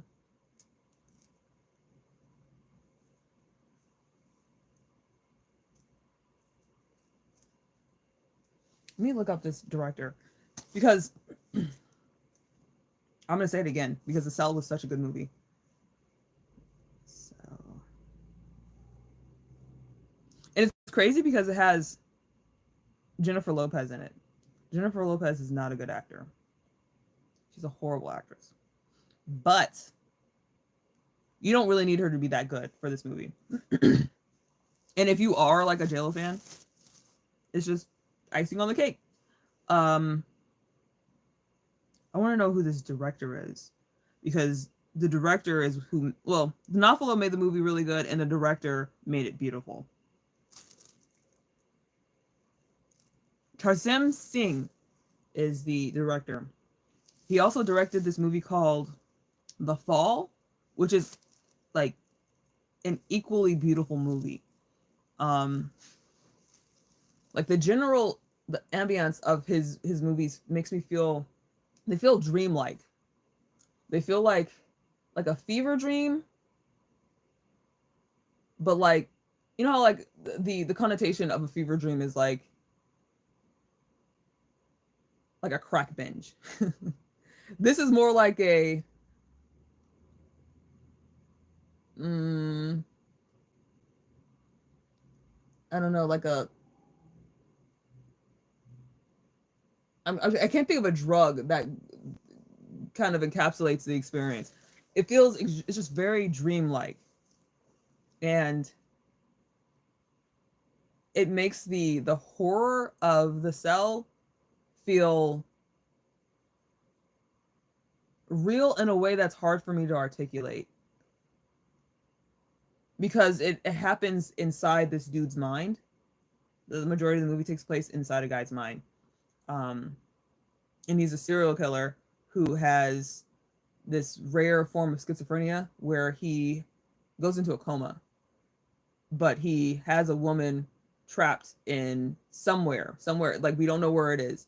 He has this woman trapped in this bunker, and she is in this tank that's filling with water, and they're trying to figure out where she is. And the only way to do that is to enter his mind through this like weird dream machine. And Jennifer Lopez is the psychologist that has to enter his mind and traverse his mind to find out where this girl is. And it very much feels like when I like face value, that just sounds like okay, I guess. But if you watch the movie, it's a fucking beautiful movie. It's probably definitely top 10 movies. Top 5. Top 5. I really like The Cell is really good. What else? The Usual Suspects. I mean, that's been kind of tainted by Kevin Spacey, but it's still probably one of my favorite. Not probably one of my favorite. It's definitely one of my favorite movies. At one point, it was my favorite movie, but like Kevin Spacey being in it, it kind of fucks it up a little bit. What other movies do I really like? I like movies that are bleak. I like bleak endings. I like when the villain wins. I like when everything goes wrong. I like movies where horrible stuff happens. Those are my favorite kind of movies. Or like twist endings. And I don't like twist endings good. Good twist ending. What the fuck even is that? Contrary to popular belief, I do not like M. Night Shyamalan because his twists kind of suck. Outside of Sixth Sense, all of his twists are shitty. I remember watching The Village when I was like 12. It was horrible. I was really excited for it too. Yeah, The Village is not good. Lady in the Water, not good. Devil was all right. But yeah, I want to say his daughter has a movie. She directed, what is that movie called? It's super new. I think it's a word. Is it Trapped? Well, all all titles of movies are words. Ooh, was I disconnected for a second? Sorry, y'all. I don't know how long it was disconnected. But I was talking about M. Night Shyamalan, and I don't like M. Night Shyamalan because his movies kind of suck outside of Sixth Sense and Devil. Um, Pan's Labyrinth is really good. That's a bleak one. Very bleak. Extremely bleak. Lovely and bleak. I do like Guillermo del Toro. He's a pretty good director. But Pan's Labyrinth is probably my favorite of his movies. Pan's Labyrinth is really, really good. I like 7. I'm thinking of Sixth Sense. 7. The movie 7, which I watched at a very young age. I should not have watched that shit. It was extremely violent, but also one of my favorite movies ever. Also Kevin Spacey. 12 Monkeys. Love 12 Monkeys. Also very bleak. I love bleak shit. Skeleton Key. That's a good one. That's not in my top. What's another movie with the bad ending? I fucking love bad endings. The Taking of Deborah Logan. That's a good one. That's a real good one. That's a real good one. That's probably in the top. That's in the top 10. Taking of Deborah Logan is about it's a found footage movie, which like I am not a fan of. I'm not a huge fan of found footage, but this one in particular I do like because it's not entirely found footage. It's a college student is doing a documentary on the effects of Alzheimer's, and some of the money that goes towards making this film is going towards the family. And so um, the daughter of this woman with Alzheimer's is like, well, we need the money to help her, to continue her care. And so the college student is the little Asian girl. She goes to the house and she's meeting with the mom. Her name is Deborah, of course, and she has Alzheimer's, and they're documenting her decline and the like the story, like her story, like her daughter is she's a lesbian, which I feel is important to the plot. There's some people that disagree, but the director is gay, and so I think he did inject some of the I don't know the queer experience into this movie, and I would argue that the daughter, who I can't remember her name, she's the main character. It's about her and her struggle with caring for her mother who has Alzheimer's, and her mom doesn't really accept her, but she has Alzheimer's and you need to take care of your family. You have to, right? Um, Let me see.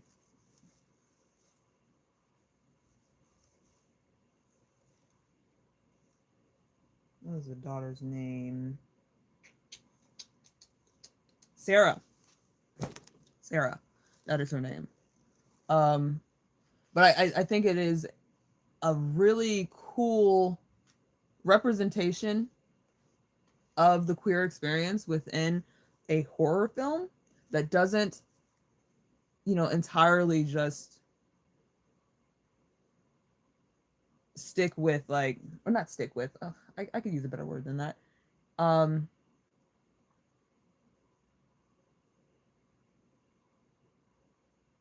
the queerness of the character is not the focus of the movie, like by any means. But she is a queer character, and so you don't lose that. But I think it's just really cool. It's a really cool depiction of queerness within a movie that doesn't. It's not super on the nose. It doesn't like entrench you in queerness. It just is a nice movie. If you like horror movies, it's a horror movie. Um, but yeah, the whole movie kind of just follows around uh, this documentarian as she is communicating and interacting with Sarah and her family, and they're trying to get an idea of a life that has been affected by Alzheimer's, and it becomes apparent that that is not the only um, force at play, that there's some supernatural shit going on. And I very much like movies or any media that uses the supernatural to um well no that uses let me rephrase that. I like movies and media that use mental illness to mask or to represent supernatural shit. I fucking love that shit. I love it. um yeah, one of my favorite short stories, probably this is pretty close to being my favorite short story. I'm very much into Stephen King. I love Stephen King, of course, because my mom's a librarian and I'm into horror, so you have to like Stephen King. Um, but one of my favorite stories of his is In, and you can find it on YouTube. It's a really good it's like a graphic novel almost. Like somebody like it's like it was a project where they had people read it, and so it's like narrated and it's really nice, and you have like nice little pictures to look at as the story's going on. But it is about a psychologist who has this patient named N, and N has OCD, like real bad OCD. And as the story goes on, you realize like, no, or maybe, yeah, he has OCD, but it's the product of something supernatural, something otherworldly, which is so fucking cool to me. And so he goes to this field called Ackerman's Field, and he sees these stones standing out there, and there are 7 stones. He sees 7 with his eyes. He sees 7 stones. And when he takes his camera to take a picture of them, there's 8. And he's like, what the fuck do you mean? What do you mean? He takes his camera down and there's 7. He puts it back up, there's 8. And so he finds that there's this weird, unsettling, haunting urgency. There's something to be feared here. And over time, you find that there is a monster there, that this is a part of the world, a part of our world, where the edges have been worn thin and the things on the other side are monstrous. And being the person who came through and saw the stones are there to protect the world. He has become the guardian of our world. He has to revive the 8th stone. And it makes him pretty much acquire OCD. It's almost like a contagious version of OCD. And I think that is the coolest thing ever. I find that so monumentally, like, not like earth breaking, like it's not like the craziest concept to come upon, but the way that it was used was really cool to me.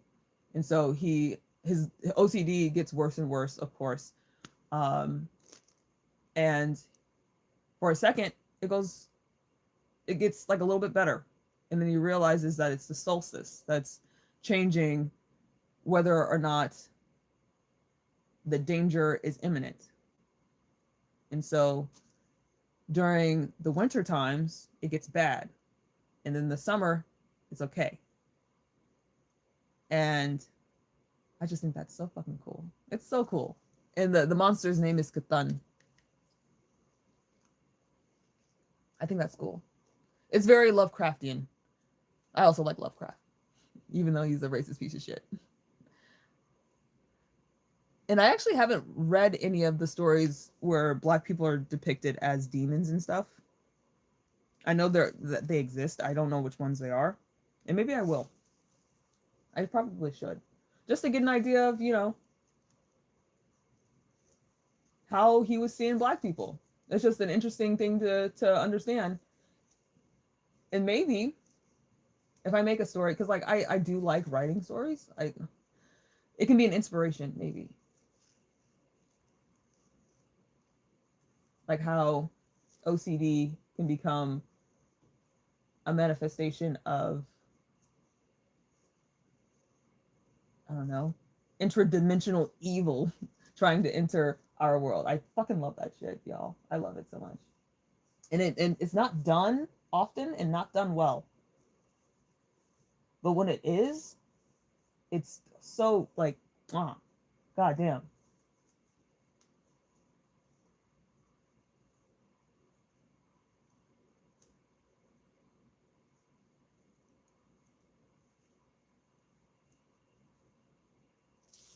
And I might read y'all one of these stories that I wrote. It's called Hag Ridden. But I never finished it. But I started it and it sounded really good. But I think I had to have, right? This is probably a time after I read In. No, it wasn't. No, it wasn't. No, it wasn't. No. Yeah, it was before. It was, but it's also like the thing that I wrote is still very Stephen King-esque. But it's more like Dark Tower than it is like In. It's less like Lovecraftian and more just like run-of-the-mill Stephen King. But I use sleep paralysis and mucus fishing syndrome as like my manifestations of disorder. And the monster is my rapey uncle. But he's not my rapey uncle anymore. He's like this monstrous thing that lives in a tower. And he has a horde of horseflies with stingers. And it's called hag-ridden because that's how, sleep paralysis works. Or at least that's how it was described in like medieval times, being hag-ridden. And sleep paralysis sucks, but I've heard people that have sleep paralysis that enjoy it. I don't know how, because, like, well, I guess it's similar to how, like, schizophrenia from culture to culture is different. Like, how in Africa, the hallucinations are often positive and happy, which that's fucking wild to me. Um, but it depends on your culture. Like in the United States, it's often critical. It's often bad, and so unless it's paranoia, um, and that's just like a product of our culture, which is it's interesting how it changes from place to place, and then also person to person. Um, a lot of my hallucinations are not bad. They're not really aligned anyway.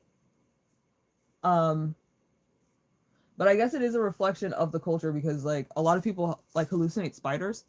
I also hallucinate spiders, but I'm not afraid of spiders. And so it's not as bad for me as it would be for a person that's like the average American that's afraid of spiders. But I wonder why the hallucination of spiders, like why would that be supplanted in my mind if I'm not afraid of them? So maybe it's not the fear that like makes us subconsciously kind of connect to these things that like we all have within the community of people that have hallucinations, like visual hallucinations. um that's just interesting that like it's very common for people to hallucinate spiders in the United States, but I assumed because the I guess the nature of mental illness that you would hallucinate spiders because you're afraid of them. But I'm not afraid of spiders, but I hallucinate them. So it has to be something else, right? But what is it? Is it like a weird hive mind? Because it feels like it's beyond my control. I mean, it is because I didn't choose to hallucinate, and I definitely don't choose the things that I see. But where the fuck does that come from? You know?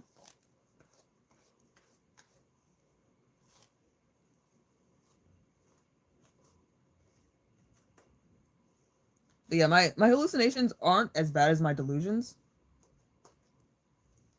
Usually I either hallucinate spiders or it looks like the world is bubbling, like something's coming through the walls or something's coming through the floor or the ceiling. Um it's almost like a mirage, like how mirages will look like wavy or like an oil slick. Um but I also hallucinate like my worst hallucinations are probably auditory. They're just sounds. And they're not really, well, I guess my worst hallucinations are actually like just people's voices, but the ones that are the most intense that sound like they're outside of my head are just random sounds, and they feel like misophonia. They feel like I'm being hit by something. If you have problems with sounds and you hear like fireworks, that's how it feels. um, or if you've ever been driving and you feel like you might crash into somebody because they stopped really sudden in front of you, how that sudden experience of like utter fear, and I don't know, it's just sudden heightened awareness. That's what it feels like, and a little bit hurts. I don't know how it hurts, but it feels like being hit by something in your head. But yeah, that's what the sounds. They're like tinny, reverberative sounds that I know not to be real because I hear them so often when I am not well. And when I'm around other people, they don't respond to it. So I know that's not a sound that's actually happening in the real world. It's happening in my head. But then I also have this kind of like switch that flips that lets me know things after this point might be a little weird. And I haven't really seen a lot of like other like psychotic slash like schizophrenic people talk about it. So maybe it's like just a weird thing that I do. But I that's how I'm aware of my delusions and my hallucinations. Well, not my delusions, my hallucinations. That's how I'm aware that they're not real. Is like it almost feels like alarms are going off, letting me know that like shit's about to get fucking weird. I don't know what exactly that is. And maybe it's just a little bit of like depersonalization or like dissociation happening where I feel like, whoa, like I've separated from my body a little bit. I'm kind of like a suspended consciousness. And so, of course, things are going to be weird after this point. But I'm usually aware when I am hallucinating. And the voices that I hear are usually inside my head. So they don't sound like they're outside my head. They don't sound like someone's calling me. Um, but the sounds that I hear outside my head, they do have reverb. They feel like they're in my ears. But the things that I hear in my head, they don't. And psychologists tend to, like when I see a therapist and I talk about the voices that I hear, they get real into the voices, which I find interesting, but also tedious because the voices don't fucking matter. It's because I'm able to differentiate them from the world outside. It's the delusions that matter because I have no capacity to differentiate delusion from reality because to me a delusion is reality. And I don't have an alarm. I don't have a switch that's getting flipped to let me know that this isn't real. And also, I think it's the nature of a delusion because a hallucination is very abrupt. It's either happening or not, while a delusion slowly builds itself up and it becomes a part of you. And so that's why it's almost indistinguishable from reality for me. I think I have like a lot of delusion surrounding uh, money. I feel like I'm destitute. And I look at my bank account and see that I have money in it and still feel like I'm destitute. Um, from when I was a little kid, I've had dysmorphia, like just major issues, um, perceiving my physical being and just feeling fucking horrible. Like I'm probably right now in a pretty bad dysmorphia event, but it doesn't help that I've also gained weight. So it's like, well, no, this is the empirical evidence that you are fucking ugly and you don't deserve love. And it's weird to like say it out loud because that's not necessarily how I feel. Is like that I don't deserve love. I mean, I guess it is, but it feels so much deeper than that. Like I don't deserve fucking anything. I don't deserve happiness. I don't deserve to live. And even if I thought life was a gift, even if I did want to live, I don't deserve it. But again, I don't want to live, so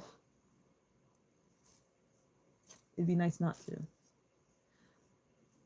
But yeah, the dysmorphia is a pretty bad delusion. It's a pretty all-encompassing and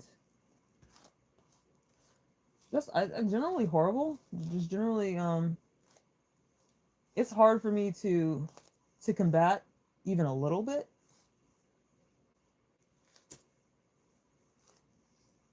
And I don't know if it's for lack of trying, because I feel like I've tried. But then I also feel like maybe I'm not trying hard enough or I'm not trying in the right ways. Not sure about that. But it just seems impossible to divorce myself from it.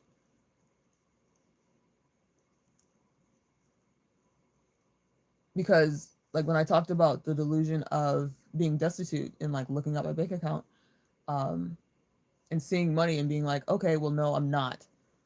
Uh, with dysmorphia,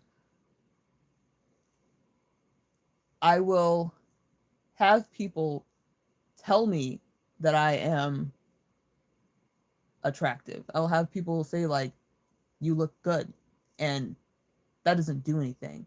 Doesn't mean anything to me. Like what people say doesn't mean shit to me. And I think that's definitely a symptom of schizoid, that like compliments and criticism, they they're meaningless. But they're also really super meaningful. At least to me, anytime someone says something like real fucking horrible to me, I feel like there's a grain of truth in all forms of criticism, whether they are constructive criticism, or like aggressively, just literally just someone insulting you. There's a grain of truth in all of that. And so I endeavor to find the truth, even within insults, because I can use that to better myself. Because I am a person that is constantly exploring myself and breaking off little pieces of myself and putting it under the fucking microscope and, trying to figure out who the fuck it is that I am.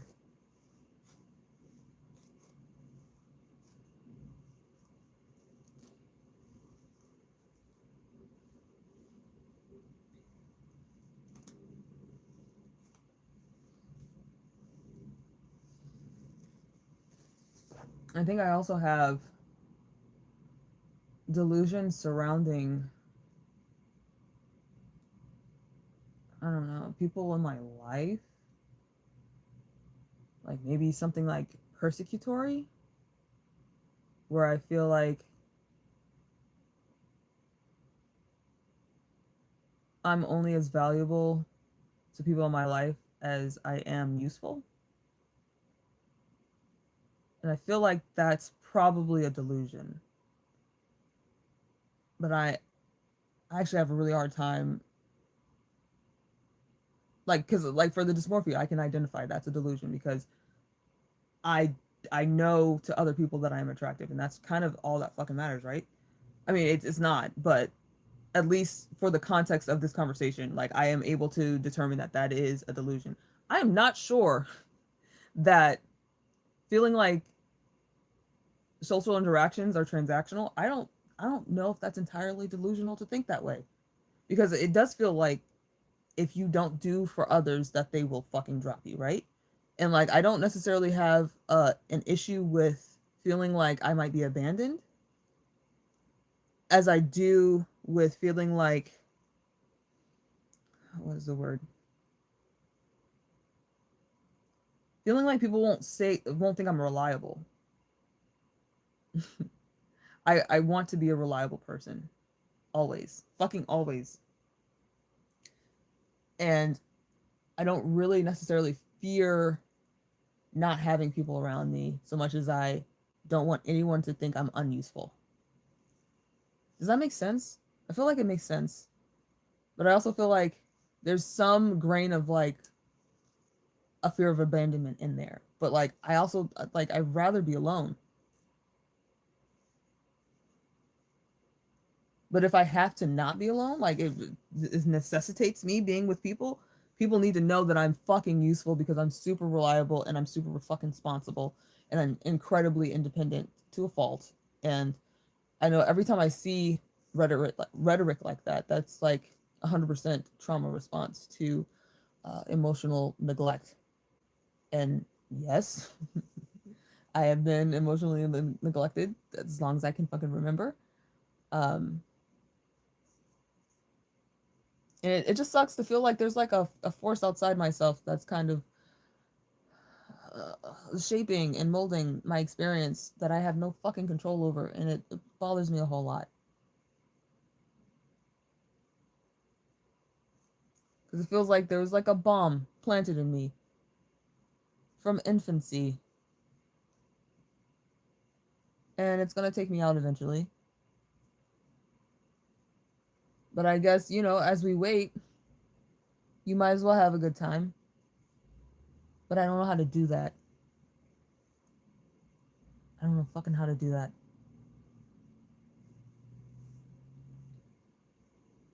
Yeah, I just rather be alone. I really would like to be alone.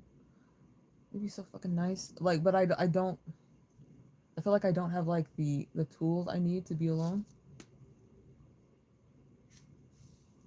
For the most part, I think I'm just really unhappy.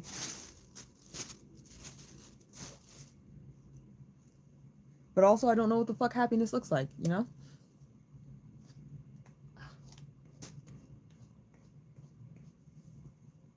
Yeah, my hair does not feel great. I'm a little bit worried about the length because it's not getting much longer.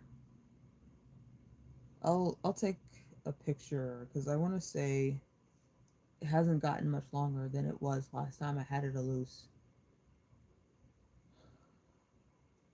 But it also depends on the coil, and I'll straighten it and see how long it is, but I'm thinking it's probably not much longer than it was like a year ago. Because the last time I had my hair and like out before I braided it was it May? Maybe June of last year?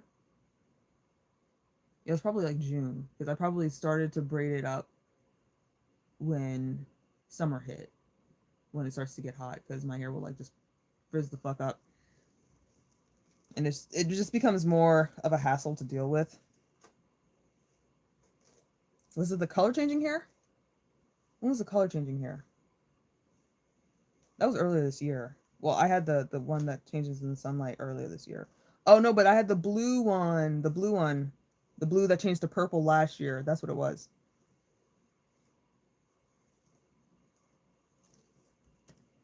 But that was fall time, right? Yeah, because I was in Chicago. Well, I definitely know that I had my hair braided during the summer of last year. I just don't remember what colors it was. But it's been a year since I've had my hair loose. And like in between doing my braids, I never do this. I never take them completely loose. I'll take it a loose, like I'll take this braid a loose and then I'll rebraid it in whatever new color that I've decided to use. And so I never have like a big puff of hair that's unbraided and unparted. I just unbraid like a braid, like unravel it and then rebraid it immediately. So it's like a 1-to-1. And so I don't really end up seeing my full length of my hair for months to a year at a time. And maybe that's not the way to do it. Maybe I should be taking it down every time. It's just really, I don't like having to do the parts over.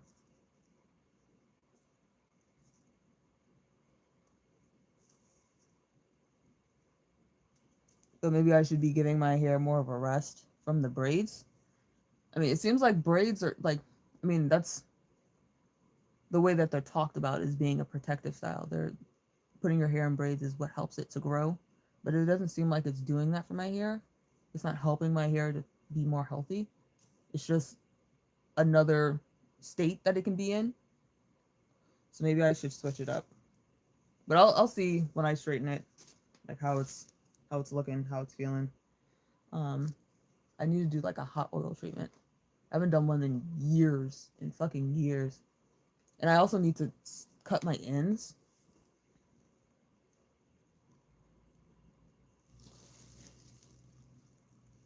Yeah, because I got a lot of not split ends, but oh, that's not even.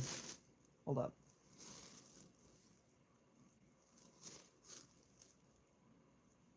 Yeah, because also when you braid your hair and you have your hair like in braids for months, you're going to lose a lot of hair when you take them loose.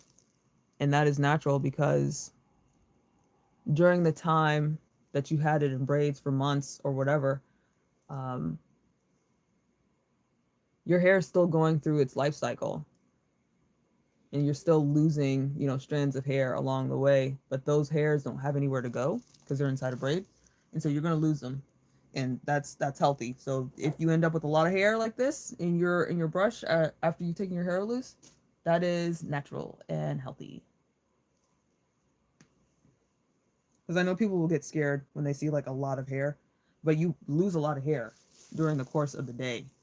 Um, and when you have a whole bunch of days pile up into a whole bunch of weeks, pile up in a whole bunch of months, the amount of hair that you lose is kind of a lot.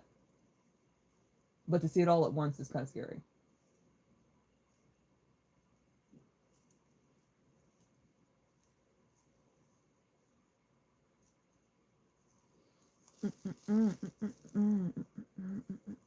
Let's see. How much do I have left? 1, 2, 3, 4, 5, 6, 7, 8, 9, 10, 11, 12, 13, 14, 15, 16. So I have about 16. I have about a third, no, a little over a quarter, less than a third, more than a quarter of my hair left. Um, so I'm gonna end the live here, y'all, because it's been like 2.5 hours, and I'm gonna go hang out with Dig, and we're gonna probably watch something. So I will talk to y'all later. Hope you enjoyed the time. I definitely enjoyed y'all. Special shout outs to Anna. And who else was it? Beginning with T. Tetrusanadima. Tetrusamadima. Tet- what?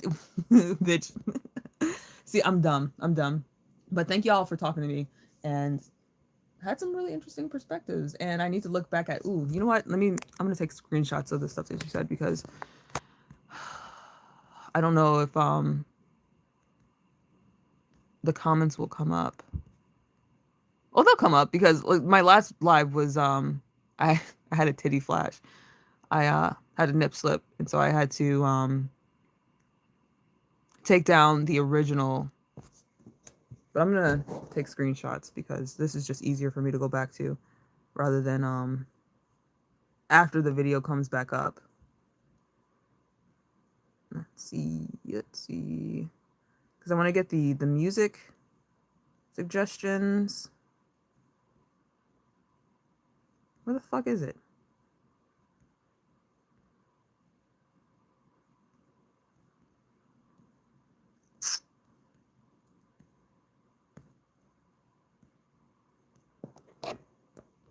You know what? I'll do this later then because I can't fucking find it. But anyway, I'll talk to y'all later. You have a fantastic weekend. And keep it real. Yeah, I'll talk to y'all later.